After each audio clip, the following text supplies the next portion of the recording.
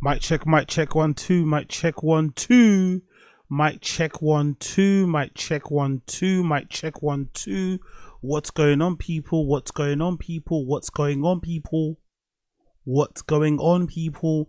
Mic check 1 2, mic check 1 2. What's the dealio? What's the dealio? What's the dealio? Welcome back, my friends. Actually, my fade's still alright, isn't it? Shit. Welcome back, people. What's going on? What's going on? What's going on? Mic check 1 2, mic check 1 2. What's happening, people? Talk to me. Wagwan. What's going on? What's going on? What's going on? What's going on? What's going on? What's going on? What's going on? What's going on?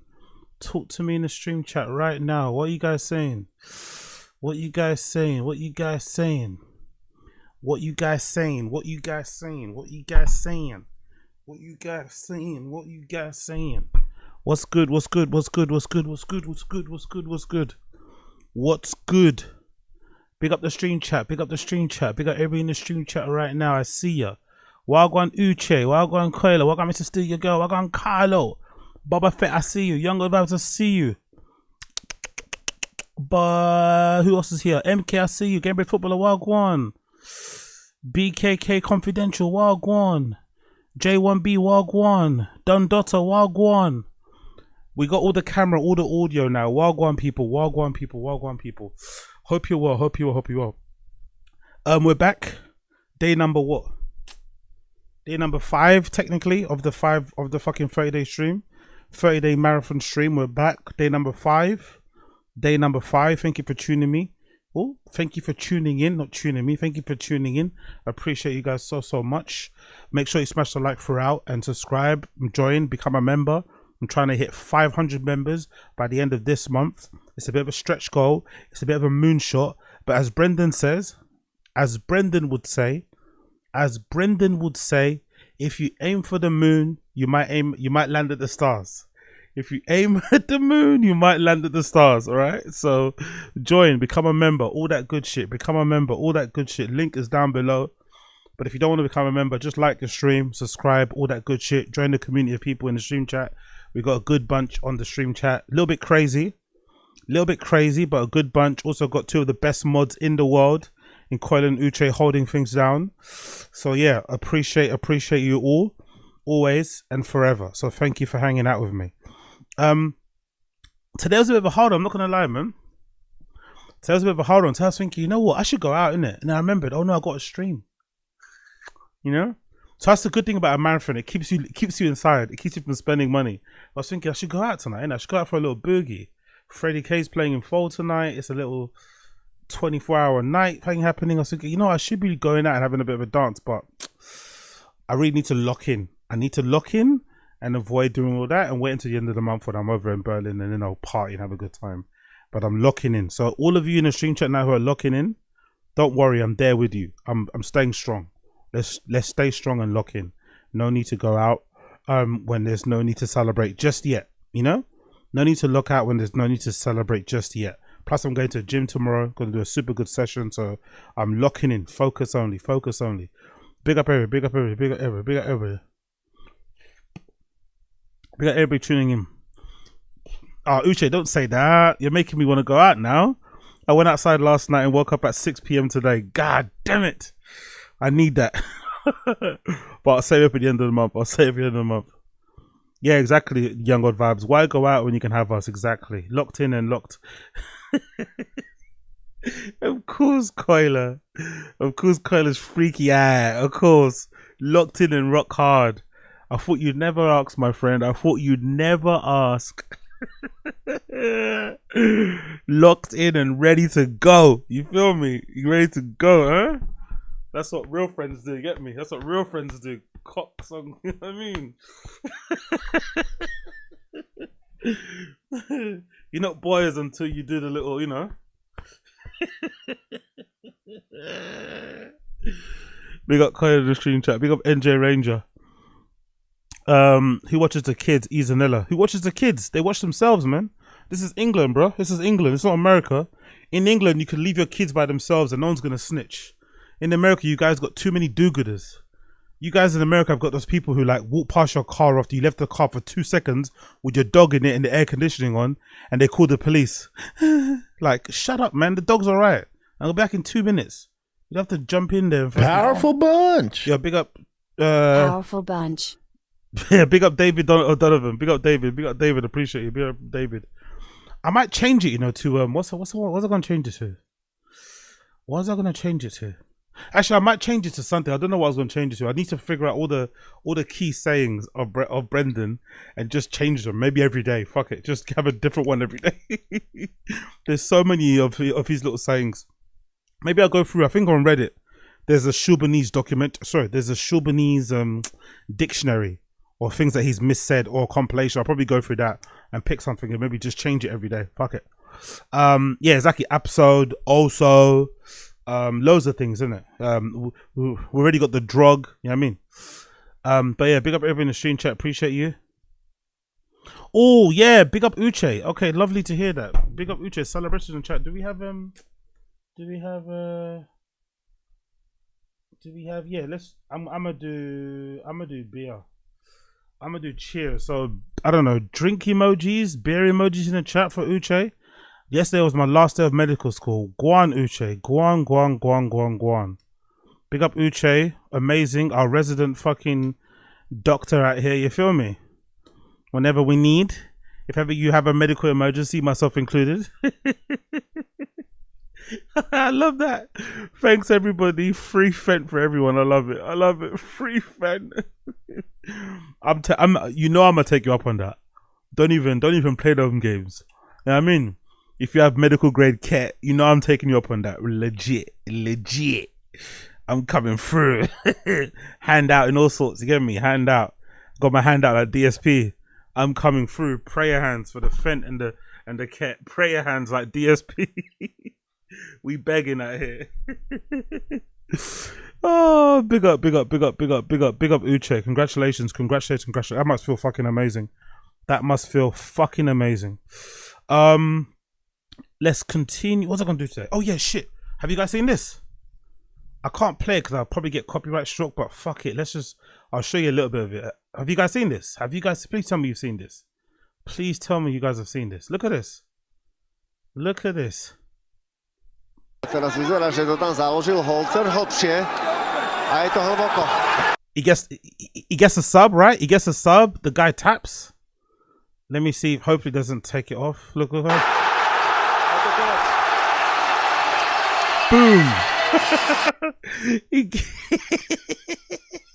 Did you see that? The guy taps. A je to hlboko. Boom. And he runs after him. Wow. Totally justifiable crash out. If ever I've seen a justifiable crash out, this is the one. Totally justifiable and understandable crash out.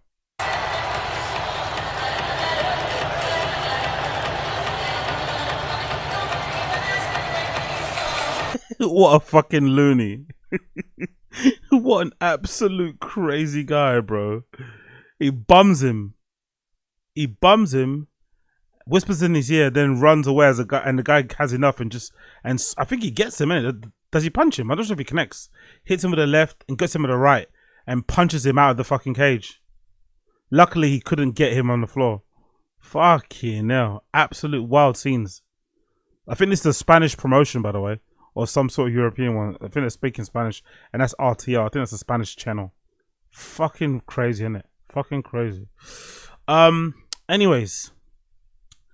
Let's move on. So today's episode is not going to be super long. There's not a lot to talk about, to be fair. Or to go through. So we're going to finish Golden Hour. We're going to check what we've missed out on the TFATK Reddit and shit. And I've got a couple YouTube videos to check out. But it won't be a super long show. So maybe an hour. Maybe 2 tops. Do you get me? There's not much to kind of go through. So that's the only negative of doing shows every day. For the 30-day marathon, there's, you know, you end up kind of rinsing everything. But hopefully by next week, everything should be back up again. I think the guys should be back in there. Should they be in their studio already? I don't think so. No, I think they said another more week, didn't they? I'm not sure if they're going to be in their studio already, the TFATK guys, but regardless, we'll finish Golden Hour, finish a few more bits, and then go from there. But like I said, there's not much to go through. But what we're going to do first is we're going to talk about this interview that Brian Callen did with this guy. I just saw this clip on Thingamajiggy's channel. What's his name? Unique. So I thought we'd react to it. This is courtesy of Michael Malice. So Brian Callen was on a recent episode of Michael Malice's podcast called You're Welcome, episode number 357, as you can see there. So you got the title there, so you're going to check out yourself, because we're going to be stopping and playing this all the way through. So in case you want to see it yourself, we can stop and playing this all the way through. So he sat down with Michael Malice to talk a little bit about his cancellation, right? And yeah, some interesting points were made. So we're going to go through it and see Wagwan and see how Brian Callen is still processing the cancellation that happened to him and how, you know, he kind of quote unquote bounced back from it. So let's see how he approached that topic. Let's continue. By the way, if you're enjoying the stream and you're watching as well, make sure you smash the like button. We're here for 30 days, going every single day for the marathon to hit 500 members. So click the link. The link for the memberships is down below in the descriptions. You know how to do it. Nothing too big. So big up everybody that's tuning in for now. Let's just move on though. What's 1 second? Let me get all the stuff up on where it needs to be. Cool. Boom. Okay, let's roll. I think that's done. Yeah, cool. Let's roll. I wanted to talk to RFK about, okay? Great. Which is surviving trauma. Yeah. Because I took my Ayn Rand too seriously. And one of the things Rand points out is there's no contradiction between being a moral person and being a good strategic person. Good morality is good strategy. Powerful bunch. And Pick up Angel Ranger. KB tried to cover this clip and couldn't make it through. Okay, cool. KB. Who's KB? Kevin Brennan. KB tried to cover this clip and couldn't make it through. You did. Oh, Kevin Brennan. Okay, cool. Kevin Brennan. Why is Kevin Brennan doing reactions of Michael Malice and Brian Callen, by the way, NJ? Does he not like Michael Malice? I thought Kevin Brennan had like a normal podcast where he speaks to guests and shit. Does he do reactions as well? I didn't know that. Okay, fair enough.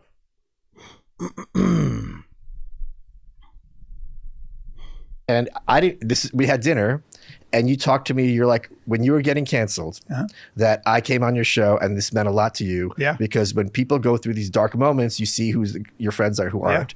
Okay, cool. All right, maybe I'll go through Kevin Brennan's reaction too then. I'm curious to see what another comedian has to say, but to be fair, he's not good. He's not a good example because he's like a burn your boats type of guy, innit? He doesn't really give a fuck about anything. So he's not the best. He's not the best person to probably get your insights into this type of cancellation thing, you know? He would have probably lent into the whole grape allegations. And I didn't even remember that. Yeah. And I didn't even hesitate for a second at the time in retrospect. You've always had guts. Right. I love you for that. So what I want to talk to you about. Okay, I'm going to push back there immediately. Michael Malice going on his show after he got accused of what he got accused of, I don't think it's guts. Okay, cool. Big up NJ. Thanks, you're a legend. I don't think it's guts. And I also don't think. No, sorry. Let me go back. Michael Malice saying that he appeared on his show and he was happy and he didn't remember doing it, but Brian Callen being happy that he did because it shows guts. That's not fair, because the implied thing that Brian Callen's saying is that the people that didn't want to appear on his podcast or that didn't publicly back him didn't have any guts and were somehow cowardly. I don't think that's fair. I think it's perfectly reasonable and more than fair for somebody to maybe protect their own as opposed to step out and protect you. Because in my personal opinion, being accused of something like what Brian Callen got accused of goes to show how reckless you've been with your own career. You've been running and gunning for too long, you know? Like, not the most controversial opinion in the world, but I could believe a scenario where Chris D'Elia isn't actually a diddler. I could believe a scenario where Chris D'Elia was just running around fucking everything that moved because he was the hottest thing since Fish Grease, yeah? He was hotter than Fish Grease at that time. I could believe that. The problem with that sort of behavior is that you open yourself up to problems and issues further down the line with that sort of reckless behavior, and you just indulge in all your vices, and every temptation that comes your way you just take. You're going to open yourself up to issues. So if that's the case, it's a bit unfair for Crystalia, Brian Callen, anyone else that gets cancelled, to expect their friends to come up and back them and defend them publicly and risk ruining their own reputation and their own careers when the person that's being accused wasn't responsible enough to think, maybe I should hold off on letting every person that after the show that wants to suck my dick. Maybe I should hold off on sending that DM. Maybe I should hold off on creeping. Maybe I should hold off on like you didn't take care of in your own career, but now you want me to take care for your own career. That is really unfair. It's a good thing that Michael Malice did that and he appeared on Brian Callen's show. Great, amazing, you're a good friend. But to imply that he has courage and your other friends don't is insane. Also, we have to point out, Brian Callen didn't have courage to defend his own friend Crystalia when he was going through what he went through. And I've long said on this particular stream that I personally think... Because it's been years now. Whoopsie. And I've long said on this particular stream that I personally think that Brian probably could have come back from this. If he, in my opinion, if you would have put some, I won't say good vibes, that makes no sense. But there's a timeline where Brian could have come back from that cancellation pretty quickly. I think if he stepped out and defended Chris, there's a possibility they could have both kind of fought against cancel culture and all this sort of shit in tandem. And they could have kind of fought against the narrative and maybe it wouldn't have been as destructive to their careers. But Brian Callen wasn't brave. He threw his own friend under the bus and then expects everyone else to stand up and protect him. That's not fair. Like it's past, like you've survived it. Can you talk a bit about what that trauma is like? Well, or if we don't talk about it, you don't want to. No, I don't mind. Okay. I think that I have a... By the way, interesting set. Why is he sitting so far away from him? Why don't you just sit there? Why is he sitting so far away? Or if we don't talk about it, you don't want to. No, I don't mind. Okay. Oh, by the way, worst. I don't know where he got those trainers from, by the way. Might be the worst trainers I've ever seen in my entire life. Horrendous. Horrendous. What happened to the fucking... What happened to my screen? Shit. Bear me a second here. Don't know why my screen went off for some reason.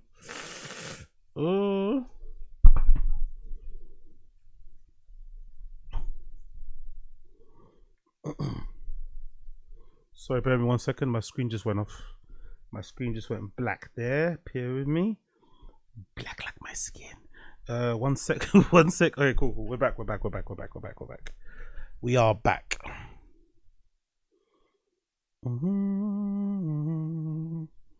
Come on, monitor. Are you there? Cool. We're there. We're back. Anyway, the trainers are horrible. You saw the trainers, right? Yeah, absolutely disgusting. Ew. They look at the type of trainers that somebody wears. They look at the type of shoes that someone wears when they go Miami Art Basel, you know? Or when they go to South by Southwest. That's what they look like. I'm really into music, can't you tell? You know? Like okay. I think that I have a very different perspective on it now. Okay. And that perspective is that chaos is gonna meet you. Yeah, right. That's yes. Chaos is gonna visit you. But can I say something? Because we're old. We're old men. Yeah. When you're a kid, you're starting out, you don't have a lot of power. You try and do whatever you can to make sure no fires start. Yeah. And then you get older, you realize the fires are going to start. You have to know what to do when the fires start and be strong enough to survive that fire. That's my approach. And that's always been at the back of my mind, right? Chaos is coming. It's coming, bro. I don't care. Yeah, because you were probably feeling guilty that you did something in your past. And you were aware that at some point your reckoning was going to come. Let's just pause to remember this. The reason why this shit happened is because on one particular, like, you can blame COVID for everyone's cancellation. Now, blame COVID. I think you could blame COVID. The timeline of events is thus. It's COVID, and if I'm not mistaken, we're all locked down around the world. We're all bored and on our phones more than before. And in that particular moment, I think the Harvey Weinstein thing is happening. So the whole Me Too counterculture thing has started when the Harvey Weinstein thing happened, right? A bunch of people are getting cancelled. You know, restaurateurs, TV executive, radio presenters, everyone's getting cancelled all over the place. Because a lot of these people didn't do crimes that could get them arrested, but they did some creepy shit that made women feel uncomfortable, and they all kind of got their revenge by exposing these stories to the public, and everyone's attentive to it. In Brian Callen and Crystalia's case, the comedy cancellation happened because of one girl. She was sitting down at home sometime, watching Netflix and she must have saw a trailer for You that contained Crystalia in it, and she got pissed and then just fired off a tweet randomly about Crystalia, and that's what started off the fucking dominoes falling. One girl bored at home saw Crystalia on her screen, got pissed off and reminded about what happened when, you know, however many years ago, and she thought, fuck this, I need to tell everybody that this guy's a creep, and it started the whole dominoes falling. So it was probably always going to happen anyway, but it probably got, you know, sped up a little bit because of COVID. But it was likely to happen because if you have that many skeletons in your closet, you have to know at some point someone's going to come out and expose you, and it's going to be fucking brutal. You can set your whole life up. You're going to die once. Yep. You're probably, if you're lucky, going to lose everything you built. Yeah. And then you're going to have to rebuild yourself. But if you do it the right way, now hold on. If you're guilty, if you really screwed up, there's only one way out, and that is true repentance, in my opinion. Because can you repent for the R word though? Is that possible? In society, like, imagine if you get convicted for grape. Can you actually repent? Is there a path back for you? People could use examples like Mike Tyson, but that happened in another era. I'm not too sure if you go down for grape nowadays, if you could ever come back from it. It's really difficult, you know? Like legit, like black and white grape, like the textbook definition of grape. No fucking blurred lines, no, oh, this person was, you know, whatever. No, just pure, unadulterated, heinous, evil definition of grape. Can you come back from it? I don't think you can. Which is weird because I think you could come back from diddling. That's the weird part. I think in society now, you have more chance to come back from diddling. And by diddling, I mean dealing with girls that are underage. You could probably come back from diddling more so than come back from grape, which is fucking crazy, right? It's just fucking insane. But I think you have a better chance of coming back and getting your career back in order from diddling than grape. But what do you guys think in the stream chat? I believe in truth. I believe in, I think it's very, very important, at least unless you're a sociopath, you can't lie. Yeah. And if you did... Big up NJ. What if somebody was your girlfriend? That's what I mean. I mean in the textbook definition, the person that you don't know. Powerful bunch. Yo, big up Asad Aziz. How to repent grape. It was just a prank, bro. Look, there's a camera right there. Fucking hell. Fucking hell. Fucking hell. Okay. Fucking hell. Big up Asad Aziz. That's a bit. Okay. It was just a prank. Or you start off with a YouTuber sigh. You have to make sure you have a pet in your hand, right? You have to make sure you have a pet in your hand, a dog, a fluffy cat, you know, a bird, some sort of hamster. I don't know, you gotta have some sort of pet in your hand. Maybe that will help. Or the sound of kids running around, you know, and one jumps in. Hey, say hi to the, hi, you know, a cute kid. Maybe that might help. Oh. Something wrong, if you really did something that hurt people, you have to pay for that. Yeah, exactly. Big up Black American. I think you'll be forgiven for grape, not diddling. People could probably, like how NJ said about, oh, it's someone that you knew, if they were your girlfriend. People could probably rationalize the grape or excuse it away if they like you, right? They just believe, oh no, it's a he said, she said, and I believe the person that I like, the he. But the diddling thing, yeah, I mean, I don't think so. I really don't think you could come back from it. Nowadays, I don't think you could actually come back from it. And it's weird though, because I think counterculture in general, it's a lot like, it's kind of on timing, isn't it? Like, look at Chris Brown and Rihanna. Like, if the Chris Brown thing happened now, with how feminism is nowadays, and with how sensitive people are to stuff like domestic abuse, and with how more aware people are of domestic abuse in general in the public, and with how beloved Rihanna is nowadays with her business and stuff and Fenty, I don't think Chris Brown ever comes back. But he came back then, even though he went through a tough time, because it was when that, you know, it was back then. So if you get cancelled at the wrong time, it can fuck you up. That's a real brutal reality of the situation. So there's something to be said for, like, if Brian Callen was accused of what he was accused of, a year before it happened, he might have got away with it, you know. It might not have spread. It might not become viral. It might not become big news. But because it happened at the same time when counterculture was popping off, Me Too was popping off, he got cancelled. Like that's an argument you could be had. Like if what happened to Brian happened 1 year before, he might be able to get away with it. One way or another. And I don't know if that's, you know, maybe it's like Crime and Punishment. It's one of the things. She was a wretch, adding nothing to society, but he still killed her. He still took the money. And I don't think you get away with that. I don't think that you will ever live that down because you'll always be holding on to some kind of a lie, some kind of an injustice. You know, the way the Greeks define justice is everything in its rightful place.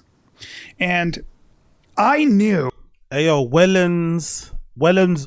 Wellsem Bargo 37. If you want to watch it yourself with no interruptions and without me stopping and playing it and rambling on, there's the title. You see the link in the URL. You could also zoom in there if you need to. There's a link in the URL right there. You can watch it yourself, brother. I'm going to stop and start it a lot because this is a stream and I'm commentating on it. So if you want no interruptions, feel free. You're more than welcomed to click off my stream and go over to Michael Malice's channel and check out yourself. You get me? If you want, no problem whatsoever. I understand it's annoying, but this is a stream. I have to commentate. I want to, you know, give my 2 pence and shit. If you want to watch it yourself and make up your own opinion, here's the title, here's the link, check it out. Like the what got me through was I knew that I hadn't done anything wrong. Right. That's very important. Yes. Okay. If you hadn't done anything wrong, why did you quit the podcast? Why did you take a leave of absence? You know? If you did nothing wrong, why take a leave of absence? I personally think he did that shit.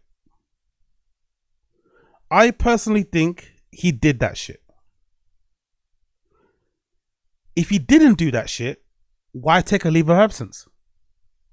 If you believe so vehemently against counterculture, if you're about free speech and blah blah blah and due process and innocent until proven guilty, you should have stood 10 toes down. You should have accepted all the sponsors and advertisers dropping off your podcast, tightened up your belts, you and Brendan, and said, nah, we're not moving. I didn't do that. We're doing the show. And you never know. If they just would have been purely, if they would have just been purely obnoxious and completely unrepentant and just steamrolled it, they might have got away with it, you know? There's a scenario where if they just would have just kept on keeping on and never commented on it, they could have got away with it. It's possible. It's a strategy. Like Lizzo did it. When Lizzo was getting cancelled, she kind of showed, if you act like you're not cancelled, people just pretend like you're not, you know? Like she was getting sued. She like just, you know, this happy fat girl with this image. Then she gets sued for being a bully and also fat shaming her friends and her backup dancers, which is, you know, which could seem like a bit of a fucking contradiction of what you are. And instead of just like cowering away and hiding, she kept going out. She kept stepping out, basketball games, going to premiere. She did not stop being out and about. And I think that's a way to kind of fight against it. And eventually, people kind of forgot about it, you know? It kind of helped that the case, you know, kind of fell by the wayside. But I think if they would have just kept on podding, kept on recording, TFATK, there's a scenario where they could have got away with it.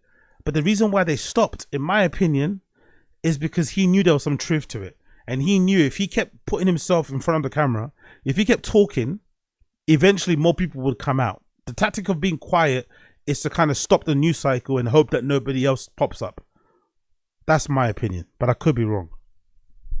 And I said to myself, there are plenty of times when chaos happens to you. It could be you're accused of, you could be put in jail for a false crime. Sure. You could get cancer, a stray bullet, a bad car accident disfigures you. There's a lot of things, an illness. We all face something. Yeah. And I think that is when you have the opportunity not only to show yourself who you've been this whole time, and if you don't know if you're that person, because you don't, Yo, big up a Black American. Can you imagine being fat shamed by Lizzo? That's what I told my girl fucking Kat Baker. Big up Kat fucking Baker. Big up Kat motherfucking Baker. Remember when I was talking to her on her stream and I was saying that's the issue that Lizzo really fucked up on. It's the same thing with Ellen DeGeneres. She was known as a nice girl. She's known as the, I don't know, as the cool girl, right? As the anti-mean girl, the opposite of a mean girl. Then when it came out that she actually was a mean girl, that did I think that did more damage than what she was accused of. You know, that did more damage than what she was actually legitimately accused of, which wasn't really, you know, it was, you know, some bullying or whatever. But being known as not being exposed as being a bit of a mean girl when you purport to be a girl's girl, that is hard to come back from. Really hard to come, because now everyone's seen the mask flip.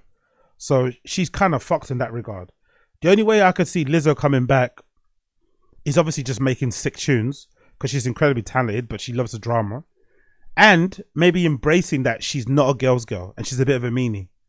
Because people maybe associate fat girls with not being mean. I don't know why, but she should just embrace, like, this new persona of being the girl that says the thing that no one else would say, is a bit, you know, blunt, whatever it may be.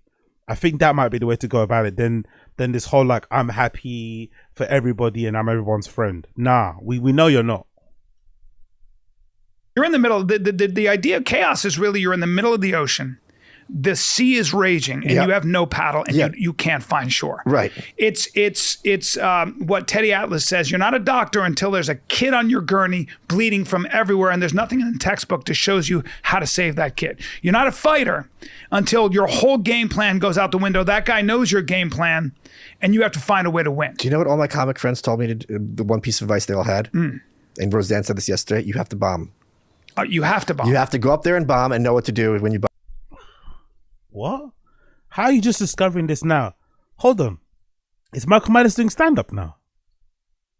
Is Michael Myers doing stand-up now? Is that why you're saying this? Jesus Christ, man. This stand-up grip will not end. Then you're a comic. 100%. They all said that. It was really interesting. They're very different people. They all said you have to bomb. Everything in life is this way. Yeah. You know, you can train jiu-jitsu and boxing. You want to be a fighter? I mean, you're not. That's why the difference in a SEAL Team 6 guy and some guy who's a black belt in jiu-jitsu in a classroom. Okay, cool. We're talking about your allegations and how you came back from it, but let's talk about this. That makes sense. Good correlation, because you're the same as a cool. Very different. Fighting for your life is a very different situation. Of course, yeah. And I think that the Yo, big up Wrestling Universal Podcast. Wagwan G, long time. Wagwan. The gold, the hidden gold in chaos is if you're going through chaos. I said to myself, my goal is to look back in 5 years and say, as crazy as it sounds, I wouldn't change this if I could. You thought that at the time? No. Oh, at okay. the time, but I said that to myself. Okay. Because at the time, you lose everything. Exactly. It sounds good to make yourself sound like a hero, but hold on. You said that to yourself? Like, you're okay with being cancelled? You do it all over again? Really? No, obviously not. So you're coping, basically. Everything. Right. And you lose it as fast as, you know how the sea pulls back into itself? That's how fast everything goes away. That's how fast, especially in 2020. And I just, and it made it, of course, you're like, what? 23 years ago, what? You know, it doesn't make any sense. Okay, this is the point where I have to stop and ramble a bit. The issue that I have, or the issue that he has, in my opinion, isn't the allegation of that lady Fiori Tigerman, right? The ex-girlfriend. This is controversial opinion. I could excuse that. Yes, she's the only one that accused him of grape, of the R word, but I could give him the benefit of the doubt on that one. Because I'm of the belief that because Callan's a bit of a freaky ball and he's a bit of a, you know, for lack of a better term, a bit of a sex pest, in my personal opinion, I could believe that he might have a kink for that kind of play, that kind of forced play sort of shit. So I could give him the benefit of the doubt and believe that that woman that accused him of the R word was actually, you know, mixing up or maybe making more of their play that they had where they kind of did the whole force thing. I could believe that. But the issue he has was the other allegations. That's the more believable one. The other allegation was the one of that lady in the American Apparel store. And I'm going to get it up for you now because that's the one that he never talks about. He always speaks about the big R word. It was 23 years ago, blah, blah, blah. Okay, cool. Let's imagine for one moment you're telling the truth and you didn't R word that woman 23 years ago. Not that it matters anyway. 23 years, 100 years. If you did it, you did it. You're still a piece of shit. But let's suspend belief and say, hey, you know, you actually didn't R word that woman. Cool. Let's go to that lady that I said before, who I think was the real one that for me was the, you know, the warning sign that this probably was legit. So this is the original article from Los Angeles Times in 2020. Actor Brian Callen accused of sexual assault misconduct. So I think we go here, American Apparel. There we go. Yeah. So this is the one that I think Powerful bunch. Big up A. Martinez. Thanks for all the Carlton Baba. He def did that. Yeah, no problem. My pleasure, brother. My pleasure. Thank you for joining. Appreciate you, Martins. Appreciate you. Appreciate you. Or Abe, as I used to say. Big up Abe. So this is the one that I think is the real issue for Brian, in my personal opinion, right? So let's ignore the R word lady. What's her name? Tigerman. And let's go to this one. So, in the years since three women said the cast member of the Goldbergs continued to be both verbally and physically abusive, an American Apparel saleswoman said that in 2009, Callen pinned her against the wall of a fitting room against her will and began to kiss her. An inspiring actress who had a 4-year affair with Callen while he was married said that he told her in 2016 that the women have a biological primal desire to be R-worded. 1 year later, a female comedian said he suggested she give him oral sex in exchange for stage time and money. All three of those allegations sound very much like something Brian Callen would do or has done or has spoken about in the past. That's the problem. So that's discounting the R word accusation. All three of those. Callen allegedly pinned a woman up against the wall and kissed her against her will. An aspiring actress said that Callen once told her that women have a biological primal desire to be R-worded. Another woman said that he suggested that she give him oral sex in exchange for stage time. He said a mixture of those things in the past. That's the issue. He's spoken about that primal desire to be R-worded. The whole kissing against your will thing. Whitney Cummings to share the story of him pulling out his piece in the car as they were getting in the car, driving off somewhere. The whole exchanging stage time for money. They've spoken about it in a jokey type way before. Even Joe Diaz has before in his case. So those three accusations are the real big ones, especially that American Apparel one. Especially the American Apparel one. So let's actually go through that one quickly again.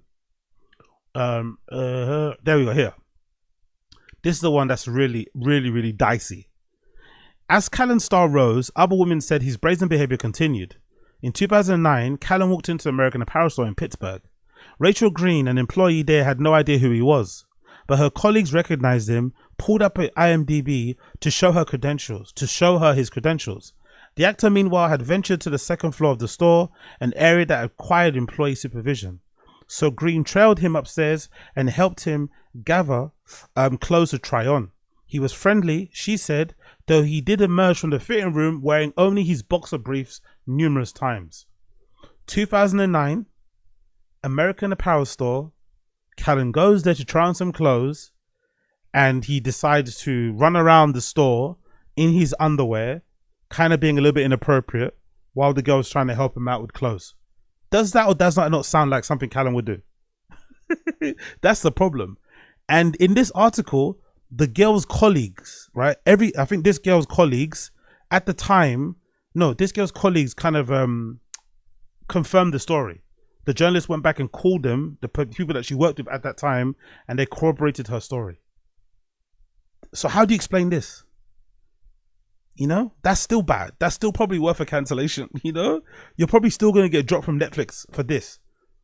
Netflix is still probably going to drop you for suggesting women have a primal biological desire to be R-worded. Netflix is still going to drop you when they find out, when they read this. Netflix is still going to drop you when a female comedian said that you wanted them to suck your dick in exchange for stage time. That's the problem. Too much bad behavior, too much running and gunning eventually caught up with Brian. That's the real truth of it. That's the real truth of it. Even if I don't believe the R word, which again, even the R word thing, I think there was a person that Fury Tigerman called at the time it happened in the 90s or 80s, and that person corroborated her story many years after the fact. So, you know, I don't know, man. It's one of those type of things. But it doesn't matter, because at that time, anybody could say a woman gets a story and you get a statement. Yeah, right. Okay. Or he denied it. No, that's not true. You could also put out a story, but you know your story is going to get picked apart. I'm sorry, but any man, myself included, if you were to get falsely confused, if you was to get falsely accused of such a heinous crime act, if it was me, I would exhaust every single option, every avenue, every resource at my disposal to clear my name. And that means telling my story. I'm not going to shut the fuck up. Not shutting up. I'm going on the offensive immediately. I'm recounting the story to exhaustive detail. I'm going through everything. I'm sharing screenshots, everything. Even if it ends up embarrassing me, I'm sharing everything because I want to make sure that my name is cleared. But if you say, "Oh, women get a story and you get a statement," no. You only get a statement because you're guilty, or you're fearing if you put out a story, it's going to get picked apart. That's the truth of it. But I could be wrong. Allegedly. Like when they get sent, you get a sentence. Yeah. But that's why I made a video and all that. I was like, I'm not going down like this. I'm at least I'm going to fight and talk. And that video was also a bad idea, because that video, he looked very frantic. He looked very scared, which is understandable, but it didn't look believable to me. It didn't seem like the video of somebody that was innocent. It seemed like the video of somebody who was panicking, who was trying to save whatever the career that they still had at that particular time, you know, who knew everything was slipping away. Because to give him a bit of grace or fairness, like, it is pretty brutal for Brian. Like, he never made it in Hollywood. He never reached the heights of his potential. If you remember, part of the lore of Brian that's really funny is that early on in his career, I think Brendan took the piss out of him in early episodes of TFATK. One of Brian's agents told him that he could be the next Tom Hanks. So he got gas from minute one that he could become that guy, right? And obviously he never fulfilled his potential. He never really kicked off when it came to becoming a big comedic actor. His stand-up career never really went anywhere. And he was kind of languishing, right? Until TFATK kind of, you know, essentially resuscitated his career. And the fame and the clout he got from TFATK is what inevitably helped him restart his acting career, which is what led to the Goldbergs, Schooled, having a cameo in the Joker movie. So it's pretty brutal that as his career was just about to get restarted again, he was gonna, you know, he kind of got the wind underneath his sails. He was on a popping podcast. He was on these, you know, he had his own little spin-off show, Joker movie cameo. Even if he was in there 0.5 seconds, he still had it. Just as that was about to start revving up, boom, the accusations come along. So the timing was awful. The timing was awful. But on the other hand, if I'm Callan and I've just got my, you know, I've just come into some good fucking vein of luck, my career is definitely on the up and up now. I'm fighting with everything I've got to keep whatever career that I've worked so hard for at this moment to achieve. I'm not letting that shit go without a fight. So he had every reason to fight as hard as he could to clear his name, because he knew how hard it was for him to get to that place that he was at prior to him getting accused of whatever he got accused of. And he didn't do it personally because I think deep down he knows he did that shit. And I didn't want to just post a statement. I wanted people to look at my mouth when I said it. Pause. But it doesn't matter. It didn't matter. That's what happened. And now when I look at myself, I look at pictures of myself before all of that. You know what I see? Oh, can you imagine that? He spends time when he's not on pods just looking at old clips of himself on the pod, pictures of himself pre-cancellation. That's pretty brutal, isn't it? Because Callan's always looked fucking 40 plus his whole career, but in the last 5 to 10 years he's definitely aged 20. You know, he's always looked old. That's why the whole nickname of the kid is funny, because he's never looked like a kid. He's always looked older than what he actually is. But in the last 10 years he's aged dramatically, and you could imagine why, right? You lost your career, you have to fucking restart again. You have to do stand-up, which I've never thought he actually liked doing. I thought he was just good at it, personally. That's my interpretation of him. He's always struck me as somebody who wanted to be an actor more so than to be a stand-up comedian. But he just did stand up because it came easy, and why the fuck not? But now you have to do that one thing that you didn't really care about all the time now. Podcasting's the same thing. I don't really think he cared for podcasting that much, but he did it because, you know, why not? It pays the bills. But he really wanted to be in Hollywood. And now Hollywood doors closed. You have to focus on two things that you don't really give that fuck about, really. That's going to be brutal. That's going to stress you out. Plus the divorce. Plus starting a new family. Oof. No wonder he's aged so much. I see an arrogant prick who walked around like he was one of God's favorites. Okay. Okay. Wow. Interesting. At least some honesty there. Brutal honesty. And something that you're never going to hear Brendan Schaub say, by the way. So as much as I think he's coping and lying, at least there's some acknowledgement that he was running around. What did Kanye say? Running around like he's running around like he's Puck. Like he's Puck or something, right? Tupac. So he was running around, running and gunning, like there was no consequences. And I think eventually he paid the price for that. So at least he's acknowledging that and not being oblivious to it. I don't like that guy as much. I like this guy. I like this guy. I like that guy better. Can we get him back on the show? More fun, right? Yeah, big up Michael Malice. That was good. I like this guy. Yeah, you have to like this guy because that's the only guy you got left. You have to make that work. More fun. Yeah, more fun. But and maybe I'll find that. Maybe I'm back in A. The night is still young. Let's do some blow. Yeah, and by the way, you know, in life sometimes for somebody that talks jokingly about blow so much, I got a feeling he probably does it. He talks too much jokingly about blow. Big up my jigger, Chris Mack. Wow, go on, Chris Mack. Wow, go on. You get hit with a brick, you know, when you're walking down the street. But ask yourself this question. Were you walking through a neighborhood where they were throwing a lot of bricks? That's an important question, you know? I don't even know what that's meant to mean, basically, to be honest. The analogy should be, did you deserve to get a brick thrown at you? Did you do anything to hurt somebody's feelings, you know? Not did you walk through a neighborhood where people are throwing bricks. That's not the best analogy, I don't think. But I could be wrong. So there's always that too, right? Look at what your role was in this. Also, talking about bricks, I think, who said it? Yeah, big up Mr. Bob. But he's still well off more than most people and he has a wife and kids. Crap. That's what I was about to say. Big up Mr. Bob for reading my fucking mind. When it's all said and done anyway, he got away with it, really, and he's okay. Us regular people, if we got accused of what he got accused of, you're done. You're finito. He still has a backup career, which is what? Podcasting 3 times a week, if that. Doing stand-up. Going to shows and having adoring fans scream your name. Chanting for encores. People asking for fucking photos and wanting you to sign things. Oh, the horror. You have to record some ads from time to time that might take an extra hour of each fucking day. And you get paid handsomely to do so. You don't have to work a 9 to 5 ever in your life. Number one, because you've got a popping podcast and you've got a stand-up career. And also because, of course, your parents are wealthy. So yes, he doesn't have his Hollywood career anymore. Yes, the Netflix special is gone. The possibility of having one is gone. Yes, he's been excommunicated from the overall comedy scene and shit. And he's kind of on his own island, him and Brendan.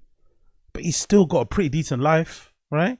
He lives at one time, he was living between LA and Miami. He's got a second wife now. She was like for lack of a better term, she looks like a good looking lady. 2 kids with her. They probably live in a nice house. You know, what hardship do you really have to overcome, really? You know, you landed pretty much on your feet if you think about it, you know? Other people have to change careers completely, have to learn a new skill, have to move countries, you know? Look at Amber Heard. She moved countries, you know? Move countries, learn a new language, restart your whole life. You had to double down on the podcast and the fucking stand-up. Boo-hoo-hoo. What were the decisions you were making to put yourself in a situation where chaos visited you? Sometimes nothing. Sure. Other times, you know, but don't shy from that either, you know. But how do you keep, I've been in traumatic situations. Yeah. And how did you, or maybe you didn't, what would you have told yourself? How do you, because everyone watching the show is going to get that phone call. It's mom. Something happened at school. Yeah. Like it's that day when your life changes forever. How would you? I don't think that's fair to compare losing a loved one to getting cancelled for something they did in the past that you probably forgot about, but that person that you did it to didn't forget about it. You know, one thing is self-inflicted and one thing is what happens in life in general, right? One thing is tragic in someone passing, but it's what happens in life. People die and it's hurtful. You can get over it. But one thing is completely self-inflicted. I don't think it's fair to, you know, equate those two things, but I could be wrong. You keep from spiraling? Strength and truth. Okay. All I care about is being strong. My father said to me, you've wanted to be a tough guy your whole life. And now you have a chance. At the time he said that when this was happening? Holy shit. He said, fucking hell. Big up Brian Callen's dad. That's a pretty badass line, I'm not going to lie. I'm not too sure if he knew his son was, you know, probably guilty of what he's been accused of. But that's a pretty hard line. You've always wanted to be a tough guy. Here's your chance to be one. And Brian still failed. Because being a tough guy would have meant, fuck it, I'm recording that podcast on TFATK. I don't care if Brendan's angry. I'm calling Chin. I'm doing it behind Brendan's back and I'm recording this fucking apology. I'm recording this explanation. I'm going through all the evidence. I'm breaking it down in detail. I want to clear my name. You know? Yeah, that's what being a badass is about. Going on every platform that I have you and speaking openly about what happened. And, you know, what you don't do if you're a tough guy is sue the accuser's husband for defamation. That's what you don't do. So he failed. His dad gave him a good motivational speech and he failed because he went and sued the accuser's husband for defamation because he was losing fucking stand-up comedy gigs. Like, bro, you shouldn't really be worried about doing stand-up now anyway, you know? You should be worried about trying to fucking make sure people know that you're not an R word. But he was going around still doing stand-up, you know, trying to work his way through the issue. And then as he was doing that, the husband of the accuser obviously was pissed off, kept seeing him on flyers and was calling comedy clubs to get him cancelled and shit. It's like, hey, do you know you're booking somebody that's been accused of the R word? So essentially sullying his name, which is, I think, textbook definition of defamation, to be fair. But, you know, he's the husband. I understand his frustration and anger. And Brian, instead of just taking it on the chin, understanding, yeah, that's what a husband would do, defend his, you know, his wife. He decided to sue. He dropped it eventually, but that was another sign of like, that's not something an innocent person does. I'm not gonna lie. Okay. Now you got a chance to see if you're really a tough guy. Oh wow! Now you got a chance. Yeah, he went all Karate Kid on you. Yeah, because he knew the truth. There are things he saw, and that we, you know, there were things, and he was like, oh boy, you know. But what things? There's no point being vague about it now. As soon as so much time has passed and you know, everyone's forgotten about it. You're not that big of a deal anymore. Just say it. You know, what's the point of like dancing around it? What are the things? No, it was funny too because there's a show called The Behavior Panel on YouTube. Yeah, and I'm friends with the brother of, now I'm friends with one of the guys, but the brother of one of the guys on that show.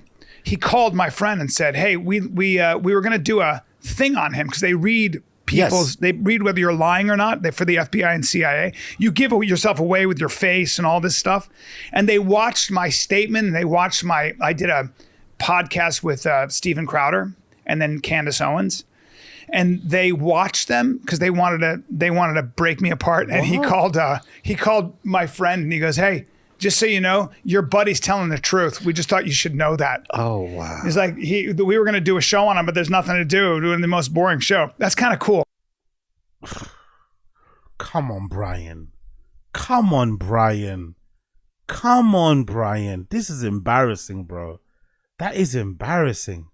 Some random podcasters who you have no idea of their credentials, who do a show about liars, told you that you weren't lying, so now you are happy because some people who are not even involved in your case, who can't do nothing to help clear your name, said that, oh, we were going to do a show about you, but we watched your video and you're such a truth teller, we couldn't do it. Why couldn't they do it anyway? If you weren't like, if they watched your show, if they watched those clips and came away thinking you weren't lying, why couldn't they do the show anyway and it helped to have cleared your name?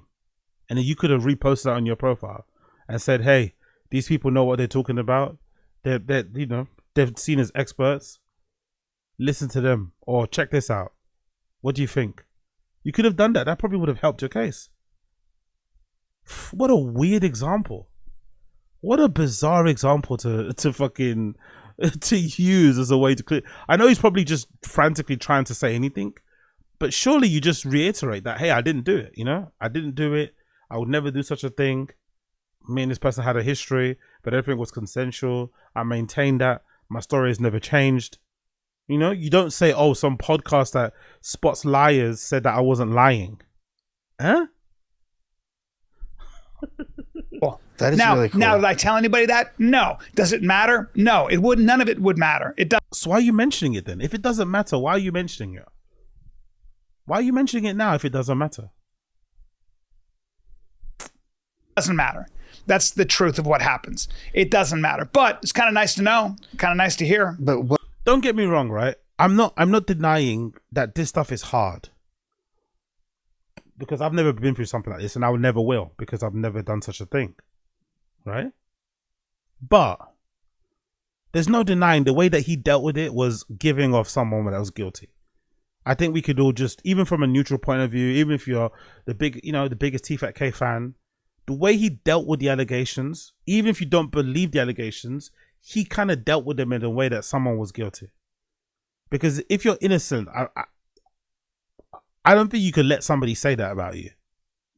You might be able to let it lie if somebody made the suggestion that you might have sexually harassed them or something, because harassment is like a bit of a Powerful bunch. Yo, big up NJ, appreciate it, bro. Most of that body language stuff, especially the criminology end of it, is pseudoscience. But when has that ever stopped us in the past, am I right? Exactly, and that's also exactly good point. I never thought about that. That's also discounting the fact that there's really good liars out there. That's how con men and con women exist. There's really good liars out there. People that lie for a living, you know? There's people out there that know how to keep their fucking heart rate to a certain level to not fucking, so they can fool, lie detectors and shit. So to say, oh, these guys who work with the police and FBI look to my face, is like, what? Plus you got your lids done. Maybe getting your lids done does something to your face so you don't have any tells. I don't know. Like, what the fuck are you talking about?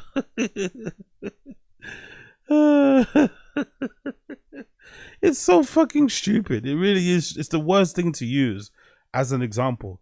Don't get me wrong. If he would have added that to his list of repertoire places, like, if that's me and I'm him, maybe go on that podcast when you got cancelled. That's what I would have done. You know? If that's me and I'm him, maybe go on that podcast and say, I'm appearing on this podcast. No questions is off the table. If you want to send questions into the fan, send it into them. I'm willing to sit down and have a real tete-a-tete with these people and clear my name. But no, they don't want to do that. What was there a part? I mean, people must have turned on you. People who you were surprised. It's not that they turn on you, because people that knew me still know me and still like me. You know? That's good. Okay. Yeah, but what happens in those situations is that people, it's McCarthyism, dude. Right. People are terrified. You know? But that's people turn. What is this difference between people that are? I guess he's trying to cope and say, no one turned on me because only my friends matter. But that still means someone turned on you, no? It's a weird cope. Like, it's okay. People turned on you. It's understandable because you're accused of a pretty serious offense or a pretty serious crime. So it's understandable that people would turn on you. It's understandable you'd be hurt by it, especially if you think you're innocent. But this whole, oh, no one turned on me because the people that know me, it's like, what? That's also weird too, as if like everyone that knows you intimate. I feel like that's also a little bit manipulative to your friends. Oh, you guys know me. Yeah, but I'm not with you all the time. I'm not with you at every moment of the day. So I don't know what you get up to when I'm not there. You know? I think it's a very manipulative thing to say. My friends know me. Do they though? I had so many powerful people in Hollywood call me going, what are you going to do? They were terrified because that was what was going on back then. Right. You know, any time there is an imbalance of power, when the pendulum swings all the way in one direction, like it always does in America, because we have so much trouble being in the middle, you're going to get that. You know, every revolution eats its young. Revolutions... What are you talking about, man? I think this is also a sign of somebody's guilt. When you're being asked to kind of explain what happened to you, and you start using these like grandiose, examples, you start to talk about yourself in third person. You start to, that's that. I don't know. That's, to me, is a sign of guilt. Like, why are you talking about revolutions? Genghis Khan, French Revolution, what? World War II, huh? Like, who are you talking about? Now he's gonna get into like philosophy and shit. It's like, what? What does that have to do with your accusations? What does that have to do with what you went through? Leave a lot of bodies on the side. Yeah, of course, right. And that's fine too. But look, it doesn't matter. I'm not special. It doesn't matter. Okay. Who are you? Who are you when it all goes away? And what are you going to do? How are you going to create your way out of this problem? That's the. And that must have been brutal. That must have been brutal. I don't have any sympathy for these guys because I think they all thought it would last forever. But that's got to be brutal. At one moment, at one time of his life, he was Rogan's best friend. And Rogan would say it often. I don't know if he says it as often now, but he'd always say, yeah, Branko and one of my best friends. They've known each other legitimately for like 30 plus years. There's that picture of them in that car, from a comedy club looking dapper and shit from back in the day. They basically started the comedy store, I think, at the same time. So you were at one time you were in the inner circle, of Rogan. You were at the comedy store all the time, performing at the Laugh Factory, all these fucking places, doing it during the renaissance of stand-up comedy. When all those guys were popping off, the comedy podcasters were like, on fire. Then it all goes away. That must be fucking brutal. Because everybody can smell Powerful it. bunch. Everybody knows. Yo, big up Asad Aziz. So Callan, what do you have to say about the allegations? Brian M., can we talk about the political and economic state of the world? Exactly. Revolutions. What do you have to say about the person that said you pinned him up against a wall and forcibly kissed him against their will? Have you heard about Genghis Khan? Question. But did you think, okay, it's a wrap? Okay, I'm sure you're because you're gonna start catastrophizing. Always. Right. Yeah. So at what point were you like, wait a minute, I'm gonna be okay? You're never that way. Okay. You're never that way. Jesus. You just learn how to, again, I think what happens is if you're lying in any way in your life, there's a problem. I don't lie about anything. Yeah, right. Yeah, fucking, what a weird thing to say, man. What a weird thing to say. You lie to your fucking co-host every day by not pulling him up on his mispronunciation. Sorry, I'm even fucking it up, right? You lie to him every fucking single day. There's a point where you're lying about him being funny on stage and he fucking gave up because he's not funny anymore. Those are two things I could just point out off the bat. Anyone that says stuff like this it's one of the biggest lies in the world. Like, I never lie. No, you lie all the time. If you got a face of an elephant and you ask me if you're pretty, I'm gonna compliment your hat. Okay, I'll lie that way. Okay. Hold on. But what? I don't lie. If somebody has got the face of an elephant, I'll compliment their hat. So you said you don't lie, then you followed it up with a lie. I'm just not gonna lie about anything. Not to my wife, not to myself. Hold on. Didn't he divorce his first wife? I've got a feeling there was infidelity involved there. So you did lie. Not to my friends. Did anyone? Well, Rogan and I call it the pesky truth. We've always called it the pesky truth. Like Joe and I have always had a policy of like. That is gross. That is a gross fucking name drop, isn't it? How the fuck did you just randomly name drop Rogan there? What does Rogan have to do with this? What? What does Rogan have to do with what the fuck does this have to do with anything? This is a sign of a liar, by the way. This is a sign of a fucking liar. Just like telling the truth. I remember one time he said something to me, and then I said something to him. Well, like we've talked where we've said yes, and then no. We catch ourselves. because sometimes lies are convenient. Sometimes it's just messy. You know, you just don't want to. But it's called. You just said a convenient lie. The convenient lie is if somebody ugly told you to compliment their face, you're going to compliment their hat. That was a convenient lie to get away from the point that you didn't want to say directly. No, you're not that good looking. You look like an elephant. Is he listening to what he's saying? The pesky truth. Did anyone? So no one stopped talking to you that you're friends with? No. That's publicly. Rogan did. Rogan did publicly though. You don't mention that one, do you? Because Rogan's his, you know, rich, powerful friend. But Rogan publicly for like, I think a year plus, refused to mention Brian Callen's name. And it seemed like whenever a topic would come up, because I was listening to the Joe Rogan podcast intently during that time to spot when he would say something. Whenever someone would bring up the topic of cancel culture, because at that time a lot of people were getting cancelled through Me Too and whatever else, he would always fucking, you know, jump to another conversation. Because he's really good at that, by the way. When Rogan doesn't want to talk about something, he's very good at just ignoring it, not even giving you an answer, and then just jumping onto another topic. So he would always change the topic, always change the subject, always change the subject. So he refused to say Brian Callen's name for like 2 years. I don't think he said Chris D'Elia's name in a long time. I don't think he's uttered Chris D'Elia's name ever since he got thing, and he was on that show a bunch of times.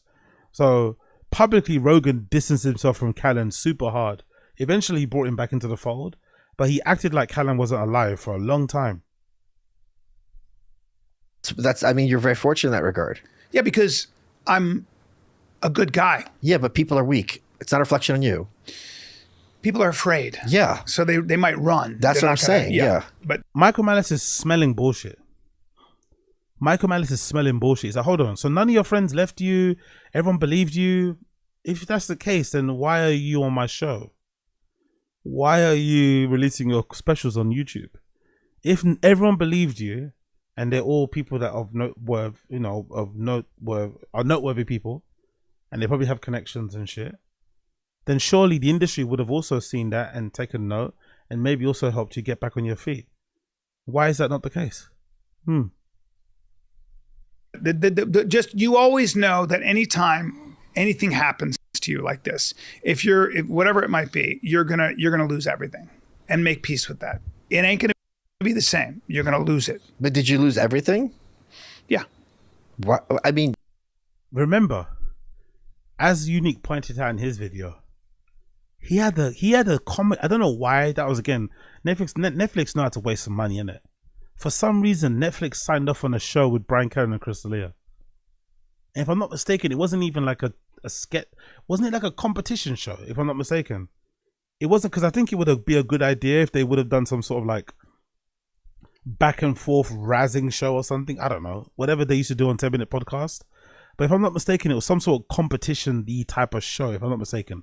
Either way, Netflix signed off on a deal with Brian Callen and Chris D'Elia that got cancelled because of the allegations.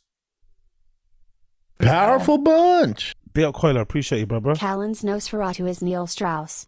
How that guy avoided being cancelled should be studied. Oh yeah, true. Again, like I said, big up Coiler.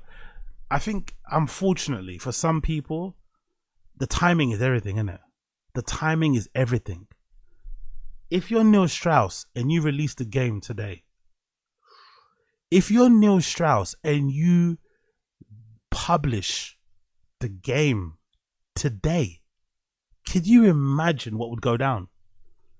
Could you imagine how brutally you'd get cancelled? Just the terminology alone, right? What do they call it again? Oh, I forgot. I haven't read that book in time. Like negging. Powerful bunch. Big up Asad Aziz.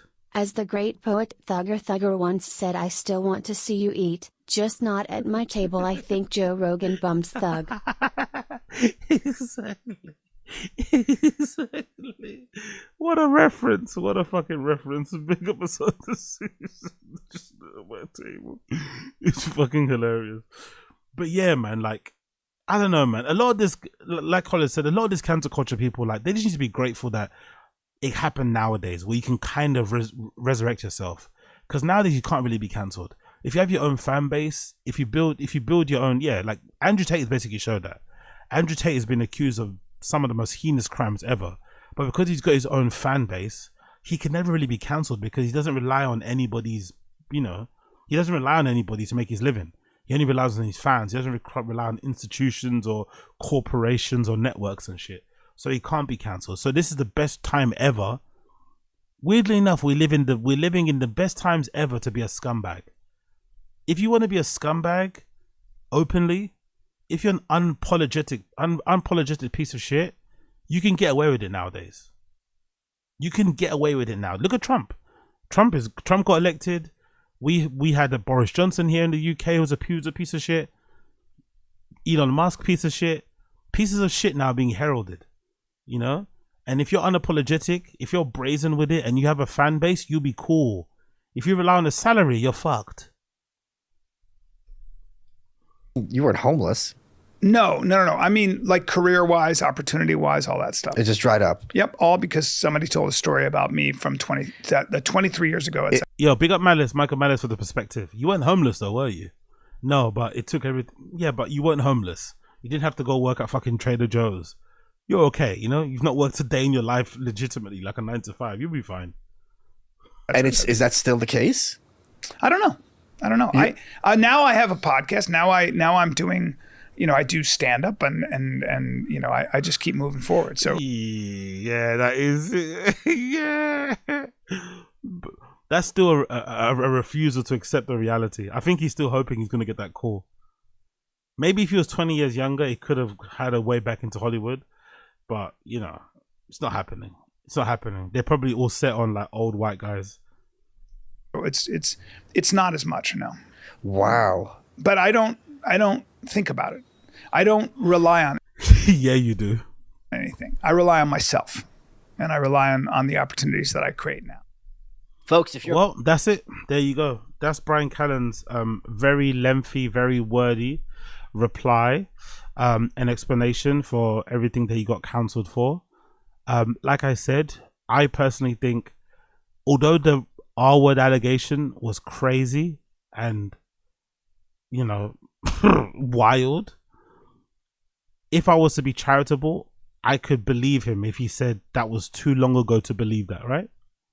But the issue isn't that. The issue is the other 3 or 4 allegations in that article that I read before that sound bizarrely like things that Callen has said or would have done in the past, especially when he was running around, like the hot guy in Hollywood and shit. 40, what's it called? Whatever that movie he was in, Hangover and shit. Doing Hangover, doing a show, podcast was popping. He was probably running and gunning and being very reckless. So I could assume that those things probably did happen, especially because those people's stories have been corroborated. That's how journalists work. They don't just publish, allegations. They have to corroborate them in some extent. And all those accounts were corroborated. Callen didn't corroborate anything. He just said, "Trust me, bro. I didn't do it," and looked you deep and looked at you dead in the eye just making that video. So that's not enough of a defense, in my opinion, to kind of clear your name. But, it is what it is. He landed on his feet anyway. He shouldn't really moan too much. He doesn't have a Hollywood career, but let's be honest, it probably wasn't going to last that long anyway, even if he didn't get cancelled. And it all kind of worked out the way it kind of worked out. And at least we have one half of TFATK that has an ability to be somewhat introspective and honest about their mistakes. Because as much as Brian, I think, was lying during this particular clip, at least he was attempting to get at the truth. I don't think you're ever going to hear Brendan Schaub say anything close to what Callen just said here. Never happening. Never happening, He's going to dance around it, blame everybody else except of himself, but at least Brian's trying to wrestle with it. He's trying to come to terms with it and trying to pick it apart, trying to be brutally honest, and so on and so forth. But what can you do? It is what it is. It is what it is. Let's finish the golden hour. Big up everybody tuning in. Smash the like button. Hit subscribe. Become a member. We're trying to hit 500 members by the end of the month. If you want to join and become a member and get some exclusive member only content, smash the link down in the description. Join. Become a member. Boom. Let's go.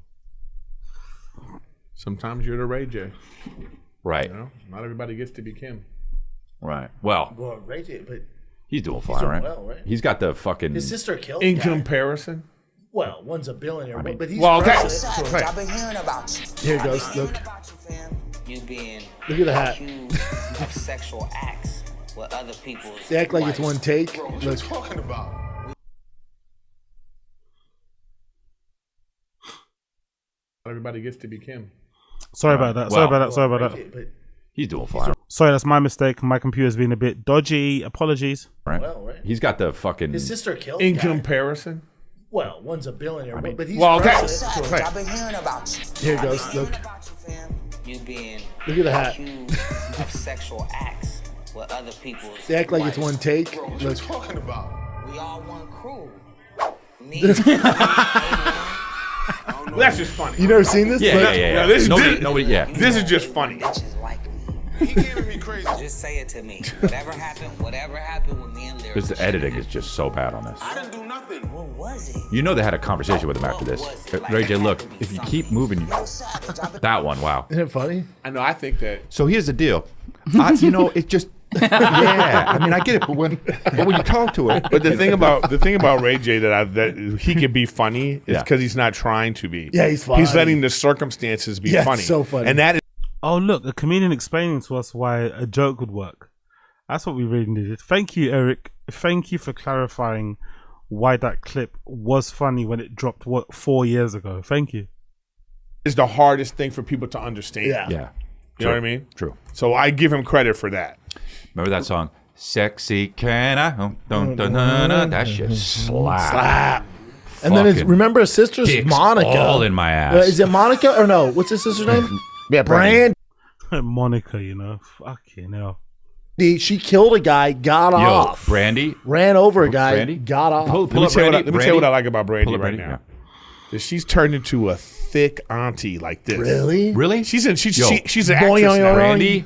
If there's any black show, Brandy's on it. I always thought Brandy was so hot. I still she do. thick as hell okay. now. You tell she got thick? No, she thick as hell. Really? Kevin, tell him about it. I You ain't see don't that shit. say. No, it's not it. You have to see her. Brandy in now. What show is she? It'll come up. Alcohol will come up. Just Dude, put the up. boy is mine. God, give it up, baby. No, none of this is what she really looks like right now. Yeah, dude. She's been in so many shows. Yup, and she killed And a she guy. always plays a gangster, like killed a guy? gangster Yeah, auntie. she legit killed a guy. How? Ran him over. Oh shit! Look how she dressed. No, that's Who's not that? her. That's Brandy Norwood. I was trying to take the trash out. Look what happened. Ooh, say less. She pregnant there? I can't. No, she's fully into Okay, I don't like that outfit. acting now. She's she's a big time actress now. What's up? What is this show, bro? The banging on the table, the moving of the mic. Yo, I know I bang the table and move the mic from time to time, but as an audio experience, it's a bit rough, isn't it? It's a bit rough. It's a little bit rough as an audio experience. The pauses, the dead air, because they're watching the screen. They don't really think about the audio listens, do they? See that picture right there? Oh, fuck. The thick faced Yeah, one? yeah, yeah, whatever, That's more dude. like what she looks like now. Whatever. Why is she dressed like that? Well, Bring up her, I'm just bring up saying, her she's killing like- a guy, Nick. She's doing great. Like it's like you're old enough now. You guys are gonna start to see this because I've already been through it, being like just 10 years older. But Yeah. when you were like in your teens, there was a heartthrob chick who was always like in the movies, being like that. That bitch is a mom now on shows. They're Right. grandmas now. Yeah. It's fun to see. yeah. It's It's interesting cool. to see how you stay There in the it is. business and you evolve. Brandy Norwood driving a Land Rover What? was involved in a 4-vehicle crash on a 405 freeway and killed a guy. The more you know, bitches. That's fucking crazy. Well, it was an accident. Well, yeah, Sure. but they could get you for manslaughter on that. They Depending didn't. on. No, I know. Not enough evidence. I know they didn't, but they can. They tried to. You went to prom with. Yeah, I Man, never Kobe really was understood how that happened. Must have been like a publicity stunt. He was already going to get drafted. I don't know. Well, no, because he was dating. Did she smoke that pipe? Oh no, he met his girl on a video shoot. His current wife. It was a video shoot. Damn. Interesting. Gone too soon, Kobe, huh? That's crazy. What else you got, Nick? That guy would have been. I mean, he was. but he would have He's been. got a lot. Like I love watching a lot of YouTube videos about Kobe Bryant stories. I like how he was mean to the shitty players. He was mean to a lot of people. Yeah, but he was talking shit while playing. You mean, right? No, like No, he practice. was notoriously mean. Like what? Like in person. Savage. You know, Savage. He wasn't very like If you didn't work hard. gracious to fans. Like, Oh, really? Like he bullied Dwight Howard. He thought he was soft, so he's trying to like make him tougher and just bully him. You guys And ever watch? He would get to Gilbert the gym at like Arenas' 4 in the podcast? morning. I didn't hear Yeah, what he's either you great. said. Just talking over each other. I fucking love this show. No headphones, just vibes. Just talking over each other, rambling. No real topics, no real structure. Just and these guys will tell you they work. This is the thing. I don't mind this if you're just shooting the shit and you don't take yourself too seriously. But they're gonna look you dead in the eye, my humble viewer, my regular civilian. They will look you dead in the eye and say they work hard. They'll look you dead in the eye and say they are hard workers. Some of them even might go as far as saying they are blue collar workers, working class, that they put in a graft, they put in a shift. They'll look you dead in the eye and say that as you're about to start your night shift, as you're about to start your third job. They'll look you dead in the eye and say that while they're recording this type of content. No structure, no topics, no nothing, just sitting around talking for 52 minutes. If you watch I looked at both of you and I just, you guys went blah. Gilbert Arenas has a great foggy. podcast, and Dwight Howard's been on there. Like that's a really great podcast. Yeah, Have you guys seen this whole thing about LeBron James and Stephen A. Smith? Stephen A. Smith? Like Stephen A. Smith was like, I was going to swing on him. Yeah. And here's my thing, man. This is my thing. You're talking about a dude who is 6'7", 240, 50, with like 4% body fat. shape. Wait. Who's been a phenomenal athlete for 20 plus years. Yeah, but Stephen A. Smith sees red. I mean, When he sees red, he goes there's a berserk. certain point where you just go, man, shut the fuck up. But he's also doing just for the Have you seen the way he's just doing for the conversation. I know, but have you seen the him hit the back? I know, it's so so bad. funny. LeBron posted, it was like, bro, please. He did? Yeah. Oh, he posted it with Yeah. like a meme of people laughing Yeah, afterwards. he's like, come on, dude. But also, That's amazing, both dude. of them are soft. My toddler could get out Both of of the them way are of that. soft. Like, no one's going to fight. I don't know. It's like but if they Elon did- White. Brendan calling LeBron soft is hilarious. Brendan had to sue Unique because he was posting clips of him doing dumb things on YouTube. He got so offended by it. Brendan couldn't last 2 seconds in LeBron James' shoes. With the amount of hate, with the amount of focus, with the amount of tension, with the amount of whatever he gets every single day, Brendan couldn't last 2 seconds in LeBron's shoes. I don't even think Brendan could last 2 seconds in Stephen A. Smith's shoes. Stephen A. Smith got like $100 million deal, right, for ESPN or whatever. He's one of the most, or if not the most popular sports broadcaster, talking head personality out there. He probably gets a bunch of hate himself. Probably not well liked in some quarters, and still keeps trucking on. Brendan complains about what? A small, in all respects, a very niche Reddit. Yes, it's got a lot of people in it, but it's a bit of a niche Reddit. He complains about that, tried to get Reddit shut down. Could you imagine if he was in Stephen A. Smith's position? Having to, talk as much as he does and put your foot in it, make mistakes, rub players up the wrong way. He would not be able to last 2 seconds in either of those guys' feet. Or shoes, sorry, feet. So to say that they're both soft is fucking hilarious. Even if they are, Brendan's in no place to talk about that.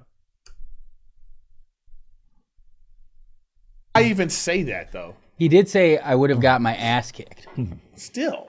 but I would have swung at him. I appreciate it. Yeah. Yeah, I can That's understand. fair. As a man, like, I'm going to swing on him. Isn't he also like You know, pretty much one more fat joke. I mean, I'm Well. going to lose. Yeah. I'll tie you up first. Yeah, I mean, dude, it's not. It wouldn't. Yeah, I mean, I just think the whole thing is like, the whole thing is so blown out of proportion. It's so big. It's so crazy. The whole thing about But it also gets talk about Stephen because he went on Pat McAfee. LeBron James went on Pat Yeah, he did. McAfee. Chilling. And just as a fuck you to. Sorry. That's not why I wanted to play it. But also get Stephen A. Smith ratings. Oh, but make sure this isn't the one that's the meme, because there's a funny meme. No, this is the real one. The AI. Yeah, but here's watched the thing, though. You don't know about, if you don't follow sports, you don't know nothing about this shit. Yeah. It's not that big. It is big in sports, but like I'm like, I know it happened, but that's it. The best part was First of all, he never does this. This what's what I'm saying. How right. you know it was like it's like a real beef, because he never does shit like this. So what's he saying? The best part was when he said that Brian Windhorst, the fat reporter. I don't know. Yeah, he's like, this guy says he's my best friend. I don't even know this guy. That guy? This guy made his entire career following LeBron through high school to the pros, and was like, we're best friends. I know everything about him. LeBron came out for the first time and was like, I don't know that dude. Oh, wow. That sucks, though. That sucks that he did that. Why? Brian Windhorst has been a very loyal reporter to LeBron James. Like, I'm through his whole career. He like, if you talk about somebody being a not just a fan, but like an. I didn't know about this part, by the way, because I don't watch sports. I only pay attention to Stephen A. Smith drama. I didn't know about this part. Are they talking about that fat dude who covers basketball, the really, really fat one? I think that's what they mean, right? I didn't know this part. Advocate for like reporting all this stuff. Always defends LeBron. Always defends him. Always saying he's the that GOAT. was unnecessary. Like, you realize, like, that's some bully shit right there, man. He shouldn't have done that. But I think he defends him to show that he's like close to him and like connects. Nah, like, man, the guy's a. He also got far, but he also got far in his career saying, "Oh, I'm LeBron's right hand man." I've never heard him say that, and I follow the NBA very closely. I've never that's heard his whole him narrative. say. That's his entire I've never career. heard him say that they're best friends. Not best. Oh, I love this. This is a good little section because Brendan pretends to be the sports guy, right? Brendan pretends to be the sports guy, but it seems like Eric Griffin actually watches basketball. Even though he's built like a sack of shit, he looks like he actually follows and watches basketball. So he probably knows what he's talking about. And Brendan's trying to, like, you know, act like he knows, but he doesn't. This is an interesting segment. He hasn't said that exactly. He wrote a book, too. I heard him say that they were married once, but go to the. Quincy Jones said they fought. Like, I seen Brian Windhorst on one of these shows not too long ago. Like, Wendy. Yeah, you played over high school. Wendy, you guys played together in high school. Yeah, right? He was on your high school this team. guy was like, you know, says he's like my fucking best friend. These guys are just weird, but I see a lot. And that's not so bad. It broke the guy's heart. Of course it did. No. He was all. That's a sucky thing right there to do. The guy had his LeBron jersey on. No, looking I know. He just No, set it on fire. LeBron's doing the interview. He's jacking it, dude. He's all. No, but I just think that it is fucked up when you put it like that. The way he put it, it was like really fucked up. Because it's like, but what I get it. But what he did, this is what I'm saying. Why he don't normally go on things like this.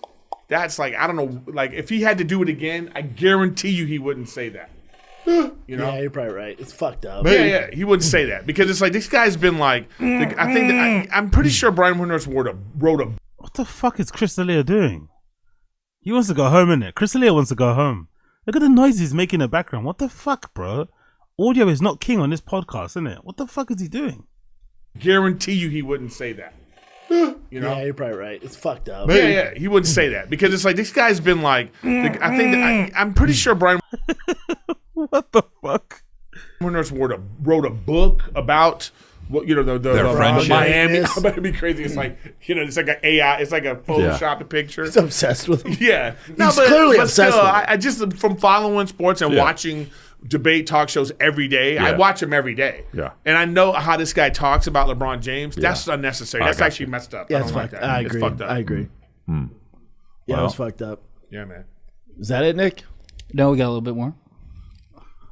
Don't forget to watch my special. They want to go home so badly. Look at them. They roll their eyes, innit? Look at them. They want to go home so badly. They're so work shy. They can't even do an hour uninterrupted without asking a million times, "Are we done yet? Are we done yet? Are we done yet?" 1 hour. They can't even run through 1 hour without running away. Is that it, Nick? No, we got a little bit more. They do not look happy, innit? Look, they do not look happy. What? Got a little bit more. Oh, Jesus Christ. All they have to do is 1 hour. 1 hour.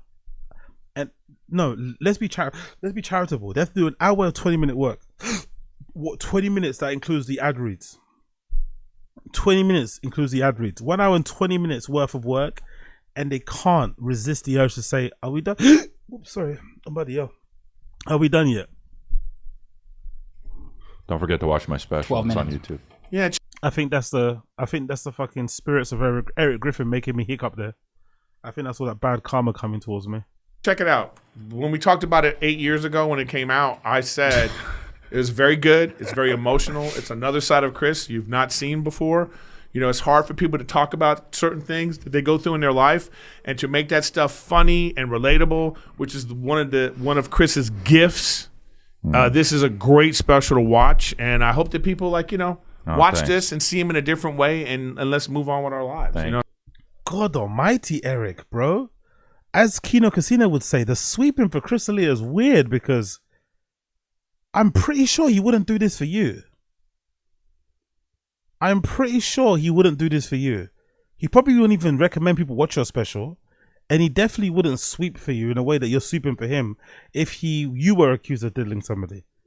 I've said it from the beginning. The funny thing about Chris D'Elia's allegations and cancellation, if anybody else was cancelled the way Chris was, he wouldn't be near them. He wouldn't even utter their names. You know, that's the really sad part.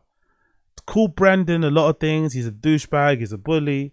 He can be a piece of shit at times.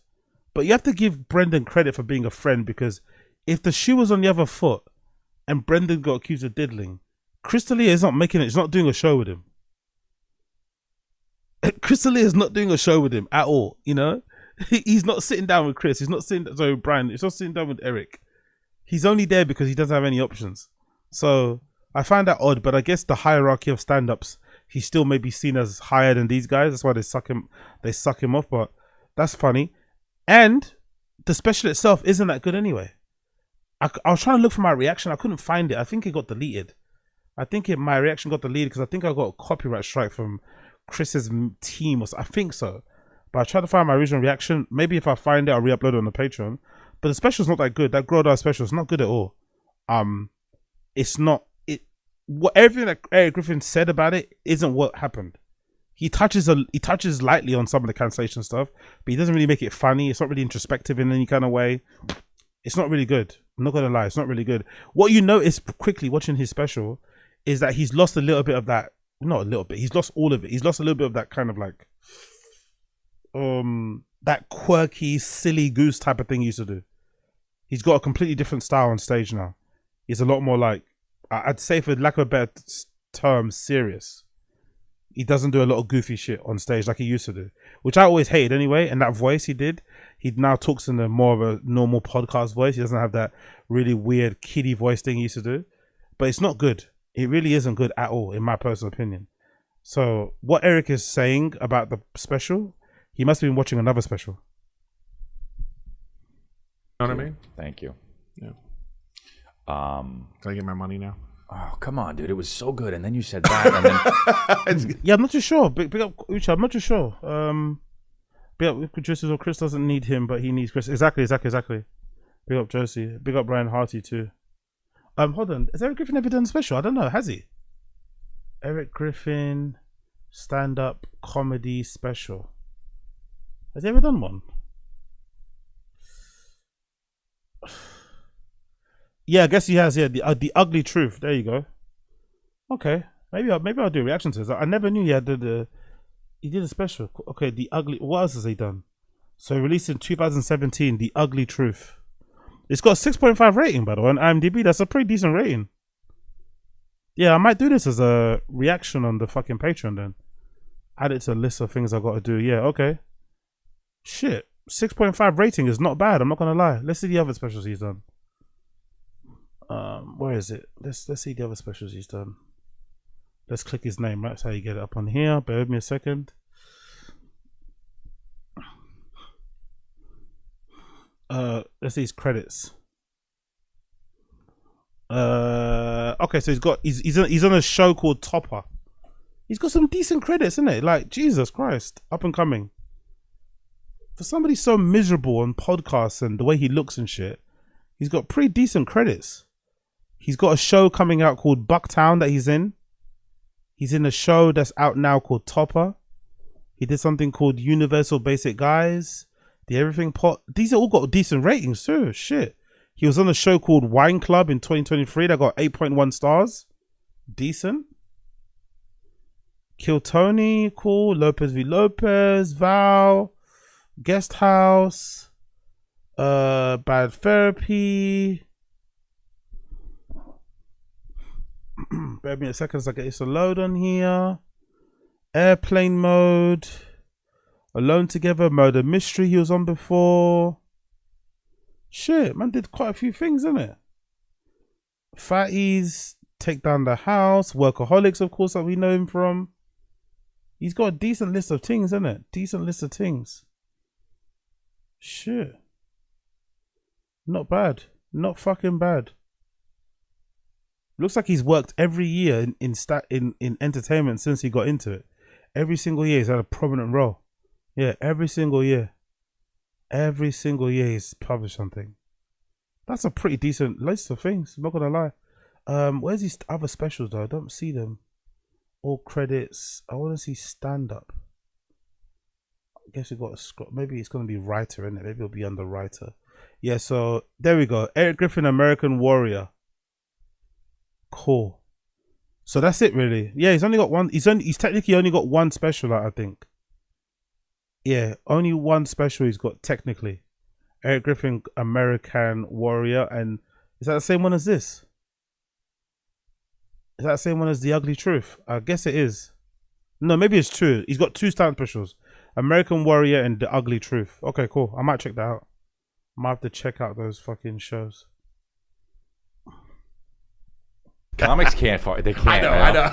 Callan sent me the sweetest video, and then at the end he just goes like, yeah, that's a good point. Big up, I've just seen you fucking, big up Brandon. Yeah, he's got better credits than everyone else, isn't it? Exactly, he does. He actually has better credits than everyone. That includes Brian Callen, Chris D'Elia. He's actually got decent credits. Actually, I think Josie said that before. He's actually quite good in something. I forgot what it was. I think, or maybe someone mentioned it. I think, yeah, I forgot who it was. Someone said it anyway. sorry, I'm in CVS because I need a razor. I grow hair because of all my testosterone. I'm like, yeah, that's it. Big up Kiss and Moses. As much as he's unbearable, Eric is decent on stage. Yeah, I don't doubt it. That's the annoying thing. That's the annoying thing about him. He comes across terribly on podcasts. Whether it's this or his own one, it's just like.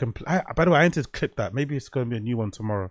I need to do more clips of his own one because his own one, Riffing with Griffin, is so depressing, bro. It's so depressing. Every episode, he's moaning about Rachel. CVS. I know. Yeah. CVS. But it is, I don't know. Comics are crazy, but I love conversations with them, man. It's just, they're so fun. Brian said you sent him a video the other day and just died halfway through. Yeah. I was in the middle. Who knows where I was? So he's just talking to him. I just go, yeah, I'm in wherever. And I was like, it's so awesome, dude. I'm sold out tonight. And then I just... Dead. And I waited. Jesus Christ, the dead air. They want to go home so badly. They want to go home so bad. For days you can protest about just about anything. Well, why don't I begin a protest? What if he blew away? He's fighting the wind. He's not all... even the real thing. We could have gotten hired. We could have gotten money for something, but no. He's about to get arrested. They're so ashamed of the CGI doors. They don't even have it on the first flyer. Well, it's time. Flyer. It's time to make a movement. Flyer. Was he going to take a shit? Yeah. Make a It's movement. also 2 o'clock in the afternoon on a Monday. That's funny. That's funny. Imagine looking over, you seeing that? Yeah. What's that say? It's real drawers. What the fuck? You're watching a movie. By the way, My kids would freak the fuck out. They'd be like, Dad, it's a real dwarf. I'm like, sure is. Go play with him. No. He's a child. He's in your class. I can't say enough. Watch the movie. About that movie. Eat your gummy bear. It's not about politics. It doesn't matter about the politics. It's just a bad movie. It doesn't matter that the actresses didn't like each other. Bad is bad. It doesn't matter about this dwarfs. This movie was terrible. That's it. That's it. Nothing else to say. It was how just do you fuck terrible. up Snow White? Has he got something in his teeth? That's it. Has Eric got something in his teeth? Does Eric have something in his teeth, or is that just a mark? What's that? Has he got some food stuck in his teeth? Hold on. Oh no, I think I'm bugging out. I think I was bugging. I thought I saw something stuck on his teeth. I was like, oh, has he got food stuck on his teeth? Or stuck in his teeth? On his teeth? In his teeth? No? No? Am I bugging out? I think I'm bugging out. Yeah, I think I'm bugging.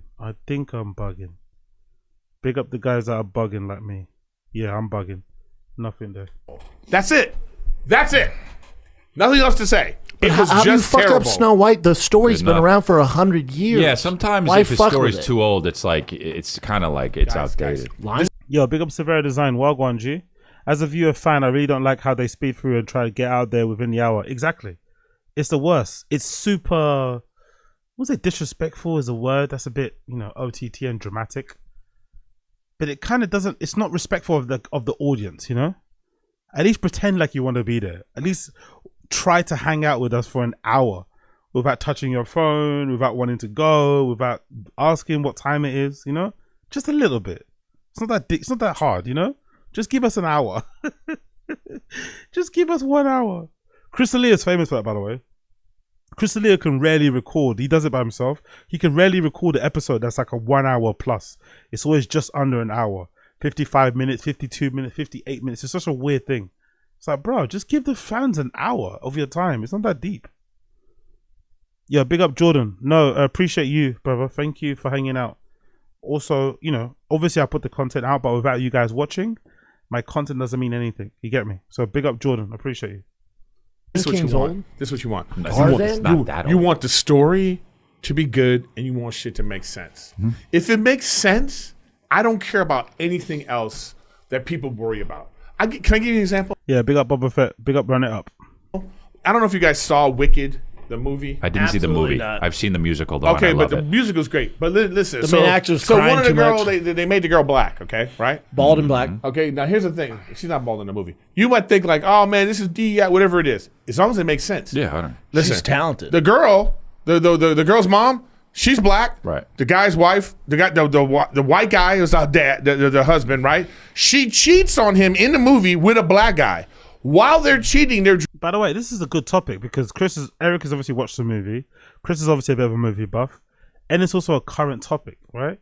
So they should have probably started with this. This is actually a good segment of the show that probably would have been helpful to start with this in the beginning. Oh my God, you won't guess what? I went to fucking watch that fucking Snow White movie. Oh my God, it's shit. Then you kind of riff off that, This actually would have been a good topic to start with, but instead, ramble about some other nonsense and then you end the show with a good topic, but then by the time you're talking about it, you want to leave. Great. drinking a green elixir and having a good time like it's ecstasy. She gets pregnant and the girl comes out green. Flawless. Now I'm done. My brain is like, okay, let's keep going. What happens, what they usually do is they just kind of like, you have a French town full of white people, and here's a black family. Right. How the fuck did they get there? Right. Because that's what your brain starts to do. It just don't make sense. I get just it. make it make sense. Did you keep that same energy with Little Mermaid when all the sisters were like Indian, Asian? Pull up my joke that I have about this that's been out for 3 years. My thing was if you're... We don't know where to find it. We don't know where your jokes are. Please, don't do that again. You're going to be offended by that. They're also living underwater. No, but that's exactly my point. My point about it was like, why was the dad Spanish? Right. It doesn't make any sense. Just have a black family. Right. No, just have them like all green. When you do that, no. Well, then what do they do with killer whales who are black? But anyways, they're black and white. You can't claim that. I know, but it just whales are really dark. Some whales are really dark. My point is, well, don't be racist. But I know, get a black mantis, I whatever. ain't gonna claim the killer whale. Killer whale's half. How about a seal? Seals swim underwater. But the point is, just make it make sense. I agree. And the thing too is the story's got to be good. Sometimes you get a good story, and then you get surrounded by nonsense and CGI and action, but the core of the story, that's what we like. Think of John Wick, man. Yeah. John Wick, right? Yeah, a ruthless, basic, yeah. It's a ruthless killer tries to, have a life with his wife. She dies. He thinks it's because of his life. Mm-hmm. She gives him a dog in the end. It represents everything. You know what I mean? Hey, this girl has the same nose as Chris. Oh, is that? I thought it was that's Chris's nose. Oh wow, that's a fucking beak.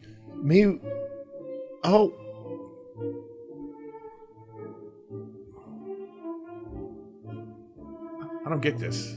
She's saying she spent She got that a much nose to get a nose job job. and got a divorce. Her nose was terrible. No, but look, she got her lips on as well. By the way, Her nose was powerful. At a certain point, when you're hey, big up Uche, appreciate you. Big up Uche for the gifted membership bomb.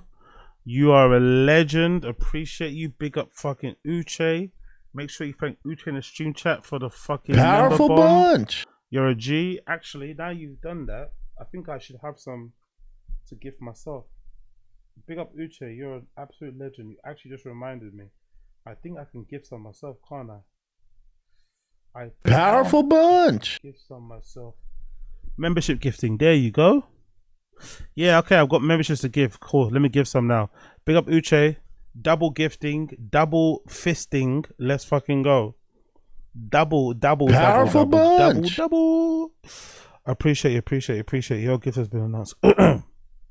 So appreciate everybody in the stream chat hanging out. Make sure you thank Uche. Make sure you thank me. Powerful bunch. For the gifted membership. Appreciate you, Uche. You're a fucking legend. Big up. your nose is that distracting. You have to get it fixed. You have to get it fixed. So I get it. Like not everybody not everybody should get a nose job. At what age though, Eric? Like let's say you had a baby girl. If you guys have another baby, you had a baby girl, and she came out with a fucking beak like Chris, and she's 16. Well, do you let her get bullied in middle school and high school, or do you get it done early? No, I start. Jesus Christ! Why would you get your kid a fucking nose job early? Powerful bunch. Putting money in an account into the nose account. Not for college. You put a nose account. At what age though? 21? At whatever the age where she starts to start seeing 18. That bump. You go, I might have to start an account when she's 6.5. We'll see. If not, I can use it for a TV night. Big up Uche. When I goon, you goon. Just like that. When I goon, you goon. Just like that. When I goon, you goon. Just like that. Hey DJ, spin that back.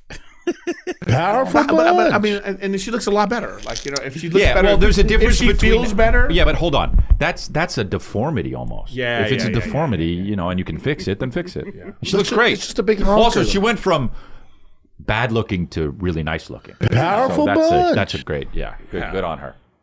For girls, it's a nightmare, man. If you have a fucking beak, girls are so mean. I have to get a penis reduction. I had to get a penis reduction because it's fucking. I was teased. Hurt my back. When I was like in high school. Powerful bunch. I was real skinny. You know what I mean? And my nose was the same size. Damn. So it's like. Yeah, you know about it, Coiler. Just like that. You know. Just like that.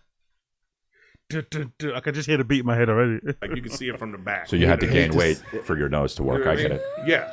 Powerful bunch. That's why I did it. It's all for the gram. No, but the point is, it's like you deserve better than this. Big up Hit the Automech. like button, fam. Big up Automech. Appreciate it, brother. Appreciate it. Smash the like. Automech said smash the like.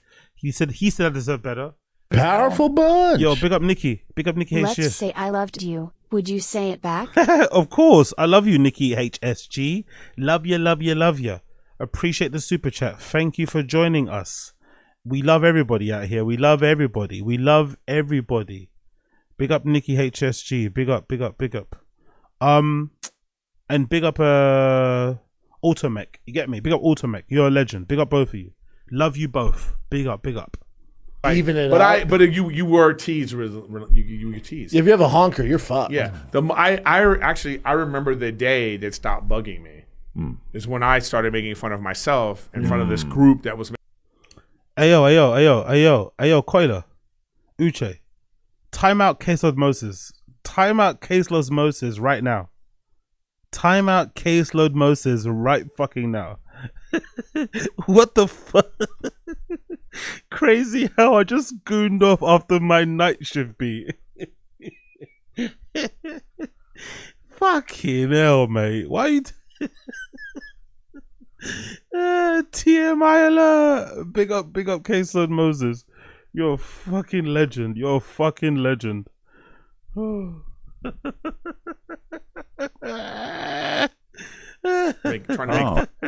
You took the power away. Yeah, and I was like, what, about 41, 42? I can't. When are you leaving, bitch? That's can't be soon enough. I have a moment like that too. He's back. Big up caseload Moses. Exactly. What a legend. We got Coiler, legendary. And I was like, Chris, you're late. And they're like, sorry, it's my dick. It's so heavy. And then I go, oh, ha, ha, ha. And it was like, oh, it's all good. I have a big dick. Who cares? I'm telling my real truth. Eric's telling his truth over here. And this guy's coming about big with your nose. They go, come on, Chris. They would always tease me. Come on, Chris, throw it over your shoulder. Let's go. I'd be like, oh, guys. All right, never mind. I'm done. Is that it, Nick? Chris, oh, your dick. Fucking hell. Look at this. Just Goon Squad out, innit? Look at the Goon Squad out. Big up Asada Aziz. The hairiest decision about a post-work goon is how quickly after I listen to AZ voice. Okay, good to know. Fucking Coiler, 10 seconds because that's how long my goon lasts. Okay, good to know. The fucking goon bandits, eh? The Goon Squad is out in force tonight. Fucking hell. Let's go. Your dick gets there 40 minutes before we do. It's so big. Hey, it's hard. Albuquerque. I'm going to be at the Hyenas in Albuquerque this weekend. Next weekend, the Mothership, and then Seattle the weekend after that. So come check me Go out. watch my special on YouTube, Grow or Die. I will be in I don't know Las if he Vegas. has it up there still because I've been working on it with him. I'm going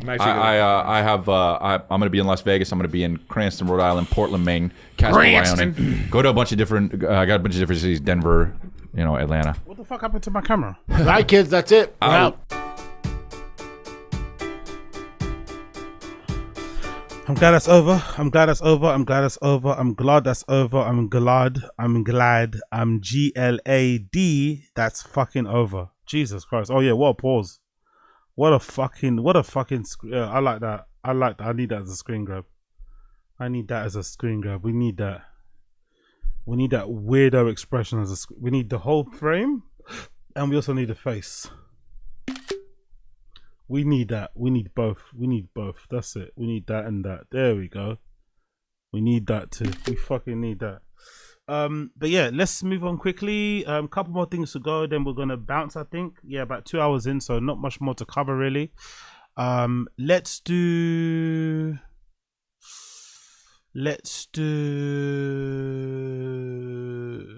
the TFATK Reddit just quickly. Oh no, TFATK Reddit. Let's see if I missed anything. TFATK Reddit, see if I miss anything. Bear with me 1 second here. Big up reading the stream chat. If you're tuning in, like what you see, please like the stream down below. Please like the stream. That'd be greatly appreciated. Insert fancy. Okay, we've seen all that shit.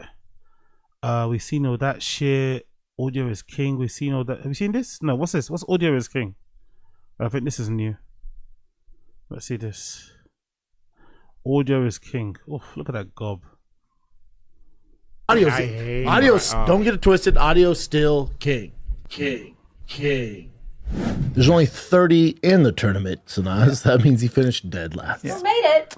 And then I went to my senior year. I was going to go to the Nationals in Lehigh, where I was seated. I want to say 6th. As long as your audio's correct, there's some podcasts to listen to. When you bloat, right? I don't. Hold on. Is that old? Is that old? I thought that was recent. How old was that? No, that was recent. Uche, that's just been released the other day. I'm about to say I thought that wasn't old. That was this. This is a what? Friday drop? I think it's Friday, Saturday morning. I could be wrong though, but yeah, usually that's a new one. I don't know what this is. You bloat from your period. Shed water. So you shed water, and I thought I'd take those. It's another thing I have to worry about. Yes. I'm never fucking finding them again. That's all I should have said. Oh, by the way. You know what, Automech? Funnily enough, Automech, this chat is actually the safest of spaces. As much as everybody goons on here, weirdly enough, this is actually the safest of spaces. Weirdly enough, this is more of a safe space than most nightclubs. That's the weirdest thing about this chat. It's full of fucking freaks and weirdos, but it's actually the safest place to be. Big up Uche. Oh, promoting. Oh, he's special. Sorry. I think you missed it last stream. Crystal Lear's re-releasing that special Grow or Die. I don't know why he's releasing it, but he basically took out some bits. I think he made it 40 minutes long. I think the one that we watched on stream one time from his website was an hour long, but he cut it down to 40 minutes. I don't know why he re-released it. Don't ask me why, but he re-released his old special on YouTube now, but it's a 40-minute cut. It's just an emotional reaction. Yeah, but also give him some. Well, remember, Trump called certain countries shitholes. Of course. And he got a lot of shit for it. Friends of mine, I'll call them like, dude, the audio's. Oh, sorry, I wasn't paying attention. Audio is king. This person, big up Haphazard, is highlighting the sound of the microphone moving in it. I think someone's microphone arm keeps moving and it's making a whistling sound. Oh, so if you say audio is king, then why do you have this whistle? This like, you know, the fucking metal thing. Street. Okay, watch. Listen. I think I can hear some whistling, some sort of grinding or something. Audio's, don't get it twisted. Audio's still king. King. There's only 30 in the tournament, Sanaz. That means he finished dead last. Yeah. Made it. And then I went to my senior year. I was going to go to the Nationals in Lehigh. Do you hear that? Do you hear that?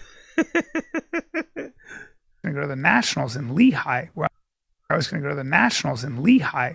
That means he finished dead last. Yeah. Made it. And then I went to my senior year. I was going to go to the Nationals in Lehigh, where I was seated. I want to say 6th. Again? As long as your audio's correct, there's some podcasts to listen to. When you bloat, right? I don't know what this is. You bloat from your period. Shed water. So you shed water. And I thought I'd take those. Audio is king. Oh my God. Once you hear it, you can't unhear it. Once you hear it, you can't unhear it. It's another thing I have to worry about. Yes. I'm never fucking finding them again. That's all I should have said. It's just... To be fair, I have patience for them. Because I've had my audio issues throughout the years. And only recently did I finally figure out my fucking settings. Big up everybody that helped me with that on my fucking microphone. But I was sounding like I was underwater. It was super low. I was talking through a t-shirt, all this sort of shit. So it takes a while to sort it out, you know? But, you know, this is also these guys' fucking full-time job. You know, maybe re-listen to the episode and listen to the things that are not good and fix them. I don't know. You have more reason to figure out than I do. It's an emotional reaction. Yeah, but also give him some. Well, remember, Trump called certain countries shitholes. Of course. And he got a lot of shit for it. Friends of mine, I'll call them like, dude, the audio's brutal, man. By the way, that's never happened. That's never happened. Friends of mine, I'll call them. You've never called one friend. It's never happened. And why would they listen to you anyway? Why are you the go-to person for audio fidelity, for audio quality, you know? Like, who made you who made you the fucking audiophile in chief? Fuck off. And it's echoing. It's like, really? I'm like, yes, dude. There you go. So, Joe. What else you got, Jen?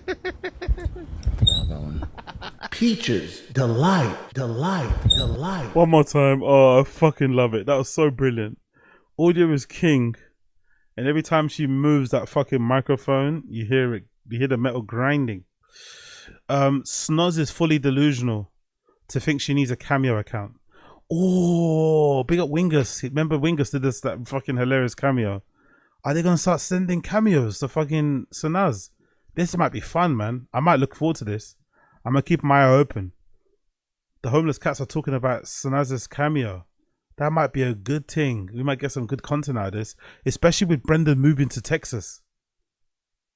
Okay, so she might end up spilling some beans with some distance, and the fact that they're moving to Texas and she's gonna stay in LA most likely, she might be willing to, you know, to get a little bit chatty patty.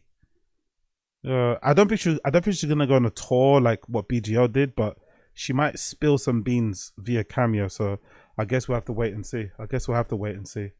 What's her price? $25. Okay, not too bad. $25.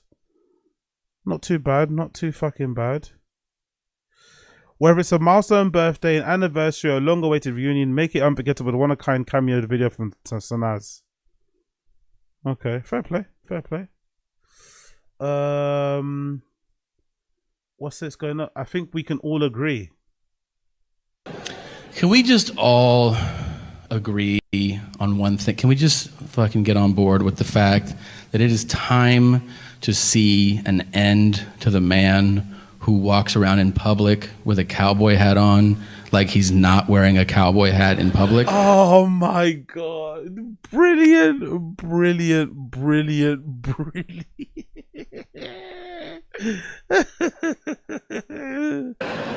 I see these guys everywhere. Not only do I see guys wearing cowboy hats, but they have adopted the cowboy persona, like where they think they're actual fucking like the.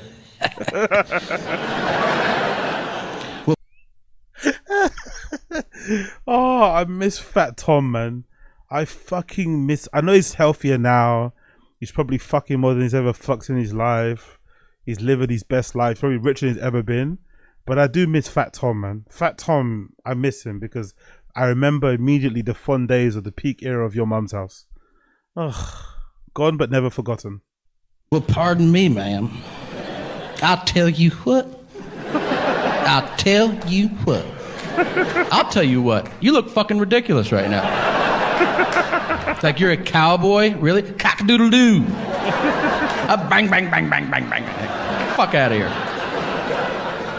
You know who likes to be cowboys more than anybody? You know who? 3-year-olds. Because they're not developed yet. And they go, Mommy. And you go, yes, you're a cowboy. And your sister's a princess. And your father's fucking Batman. So you live in La La Land. You don't know what's going on right now. So fucking good. If you are a guy who lives in LA with those pants and you're wearing a cowboy hat. I still can't wear it? No, I didn't say Even that. though it's given to me? Of course you can wear the hat. But it doesn't make you a cowboy. It does make you a dick. Come on, Exactly. dude. By the way, I want to see that clip. Can I see it? I want to find the clip where he said someone gave it to him. Let me see if I can find it. Because this is egregious, bro. That lie is fucking incredible. I think it happened just the other day, right? So it shouldn't be too far back. Where he said somebody gave him that fucking hat. What a fucking lie. Careful Boys Toe might hear it. Woman Central. Hot chip seasoned with a couple lies. It's one of these ones, isn't it? I think it's one of these ones. Which one is it? Maybe is that one? I'll come up and basically. Dude, Basti, he's been obsessed with bats because I told him there's bats in Austin, so we walked to get bats. Some dude, whatever, knew I was around town. Hold on. I forgot that first bit of the lie. Boston, the middle child, is obsessed with bats. Does he mean like bats, like baseball bats, or like bats that hang upside down? Like, what is he talking about here?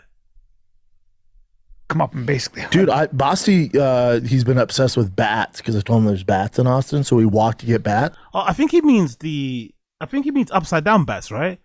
So is there bats in Austin? Is that a thing? Bats in Austin. Is that a thing? Austin, Texas. Oh, okay, I didn't know that. Wow. Austin, Texas is renowned for its large urban bat colony with an estimated 1.5 million Mexican-tailed free bats roasting under the Ann W. Richards Congress Avenue Bridge. Yo, what a fucking name for a bridge. Ann W. Richards Congress Bridge, making it popular amongst tourist attractions, especially during the spring and summertime. Wow. What the fuck is that? And why is it named that, by the way? Ann W. Richards. Name. Why? The bridge, formerly known as the Congress Avenue Bridge, spans Lady Bird Lake in Austin, officially named the Ann W. in honor of the 45th. Okay, it's named after a governor. Okay, so they added her name. Powerful bunch. Yeah, big Abe Martins, appreciate you. Animal bats. Basti hate baseball. Baba Suggs. Okay. Basti hates baseball, yeah. Basti sees what daddy does with tea, innit? Basti sees what daddy does with tea with baseball. Is like, nah, I don't want to play baseball. Daddy doesn't make it fun. Really? Wow. Bit of Coiler. AZ, they have a bridge where you can watch it. Yeah, I think this is the bridge. Oh, really? Is this the bridge, or is it another one? That's crazy. You can watch it, leave it to dusk downtown. Okay, cool. I need to get out to Austin, Texas ASAP for the mothership and to see some bats. God damn. Yo, that is sick. Imagine that. Whoa, that's pretty sick, man. Yeah, I need to see that. I need to see that for myself. Oh, look at that. I need to see that for myself. That is so cool. Wow. Okay. Okay. I need to see that. So let's go back to the story. Big up Coiler. Big up everybody throwing in the info. The bats are okay. Big up Tony FM. But it's like Terry Black's BBQ. Only tourists ever go there. It's not that cool, and it lasts like 5 minutes right at sunset. Okay, cool. It's still good to go see it yourself, isn't it? Do you know what I mean? I'm a sucker for that sort of thing, you know. I still want to see it for myself. Big up Tony FM. You're probably right. It's probably a little bit, underwhelming, but I'd like to see it for myself, you know what I mean? And capture it, for the easy IG likes. You know the game. You know the game. You know the game, brother. Let's go back. So he's walking around where this bridge. Big up the person who said it. Whoever said it last time we spoke about it. So his son wants to go see the bats at that bridge. They walk around there, and for some reason, a guy had ordered Brendan a hat, also happened to be in that area, and gave Brendan the hat while he was with his. Like, how would he have? Like, what? What kind of lie is this? Basically, dude, Basti, he's been obsessed with bats because I told him there's bats in Austin, so we walked to get bats. Some dude, whatever, knew I was around town, came up and was like, "Hey man, welcome to Austin. Give me a cowboy hat." Oh, come on. How great is that? With my name on it, everything. What? Yep. Dude. Big up Jaded. My pleasure, my friend. What type of lie is that? So somebody was looking out for you at that bridge randomly on that day with a hat with your name on it that they made to your exact dimensions and specifications, whatever. Come on, bro. Or to your exact fucking head measurements. Come on. That's an insane fucking lie, isn't it?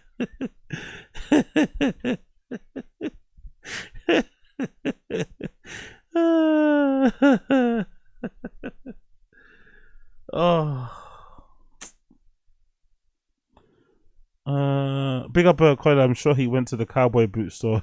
Is that if it probably know what it's called exactly? Big up Hassan Aziz. I'll be walking around the UK for AZ. Got a Zin tin with his name.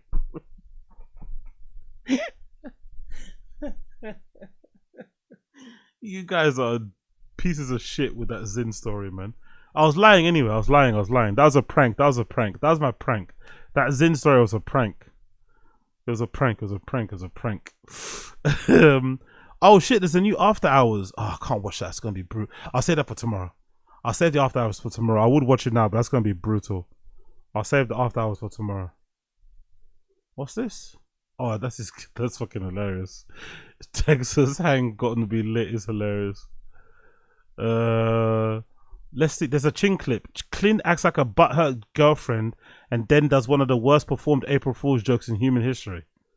Okay, let's play this. Do you want to talk about the box? Yeah. Well, let's talk about that box. Before we can get to the box, I had a camping trip that I planned with Nick. It was one of the best things that would happen this year, especially since I'm leaving to Texas. Maybe I might stay, depending on how, still be determined. The after our army. What do we call them? After our army. He might stay. Huh? What's happening? Do you think his brother pulled out buying a house? If Chin can't move to Austin, does that mean he doesn't get paid that well? If he can't move, but because Brendan allegedly sold his house in LA for like 3.9 mil or something, and when we last checked, Brendan could get the same square footage of house in Austin, Texas for like 1 million, 2 million. So he's gonna, essentially not have a mortgage and pay it outright. So if that's true, and that's how the property market is, it would lead me to believe that Chin could probably get a sick place in Austin, Texas for a fraction of what he pays in LA. Maybe he'll have 7 balconies. So if he can't go to Austin, does that mean he doesn't maybe get paid as much as we think he gets paid? Or that's April Fool's, you think? Could that be weird if he's not? Because he might as well go there anyway. Personally, if I was Chin, I would stay in LA. I wouldn't go to Austin. I wouldn't be, putting all my chips in the fucking TFATK thing, because one more cancellation, especially to Brenda in that place, that thing is completely gone. Because we always say army for a lot of things. The after army? After army? I like that. After army? I don't want that. After army. We're still going to go camping before you leave. Yeah, sure. Bro, you can't. Who lives in Spain. He's a professional gambler. He's got a big following. We're combining forces. I'll put a link in the arena MMA. Is he redacted or something? Why does he have a knife that big to cut a box? Why don't you have like a set of keys or like, I don't know, something else smaller? Why does he have that Rambo knife to cut up? Like, well, look at it. I'll put a link in the arena MMA. That's exciting. Nice. Thanks. I've wanted to stream with this guy for like a year. We did it once. I guess he gets migraines sometimes just staring at screens and stuff, but he's all in now. Nice. Go, motherfucker! Oh my god, dude! What the fuck, dude? He cut his thumb off. He cut his fucking thumb off. Oh, is that part of the joke? That's all part of the bit. That's all part of the using that big knife and then pretending to cut your thumb off. Jesus Christ! This guy's nearly 50, by the way. Oh, this is all my fault for not Oh going my camping. God, look, there's blood everywhere. Oh my god.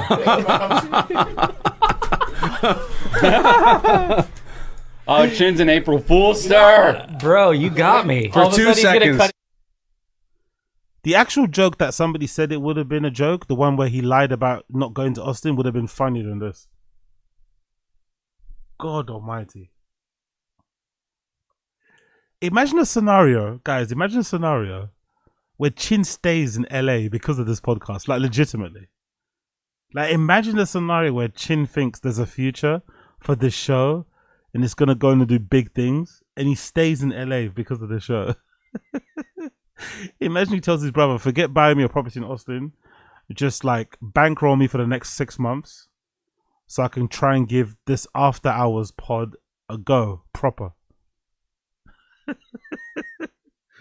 Oh, that would be one of the worst decisions he's ever made. This only works because they can do it in this fucking studio, you know, after they do the fucking other things. Once the studio closed down, where are they going to do this show? Are they going to rent their own studio, which costs money? Are they going to go do it at fucking Nick's place? You know? I'd love it if Chin doesn't go. I'd fucking love it if Chin doesn't go. Please. Please, Chin, don't go. Don't go, Chin. Just mix it up a little bit. Throw a little spanner in the works. Don't go.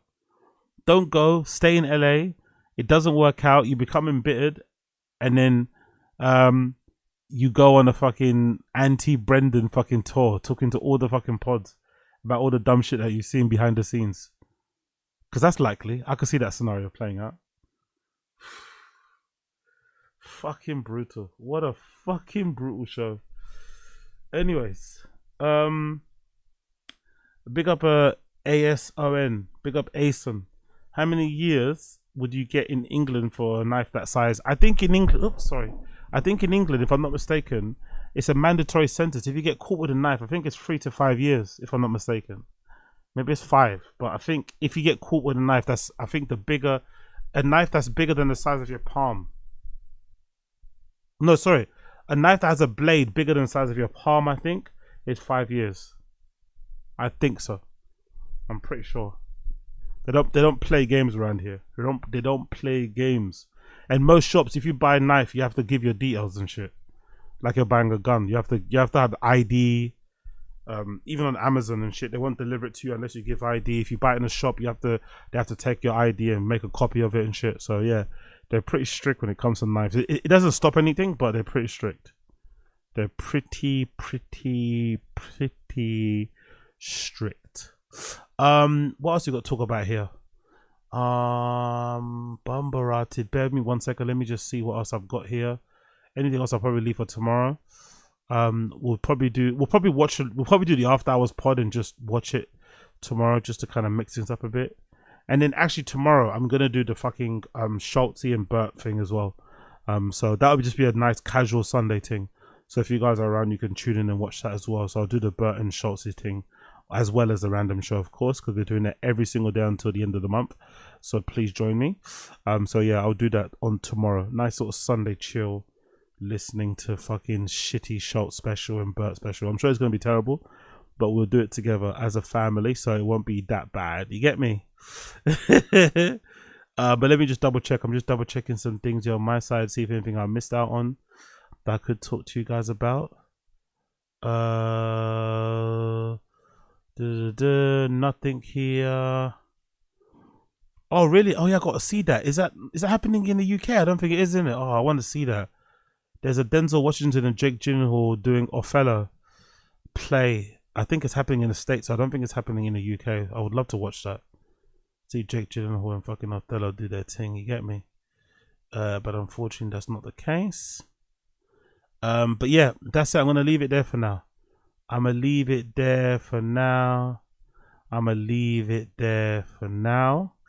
Thank you for tuning in. Appreciate you. Please smash the like button down below. Hit subscribe. All that good shit. That'll be much appreciated. And yeah, see you guys tomorrow, innit? See you guys tomorrow. We'll do another thing. I have a check around if there's anything else we can talk about, but by next week it should pop open because everyone's streaming it, put their things on.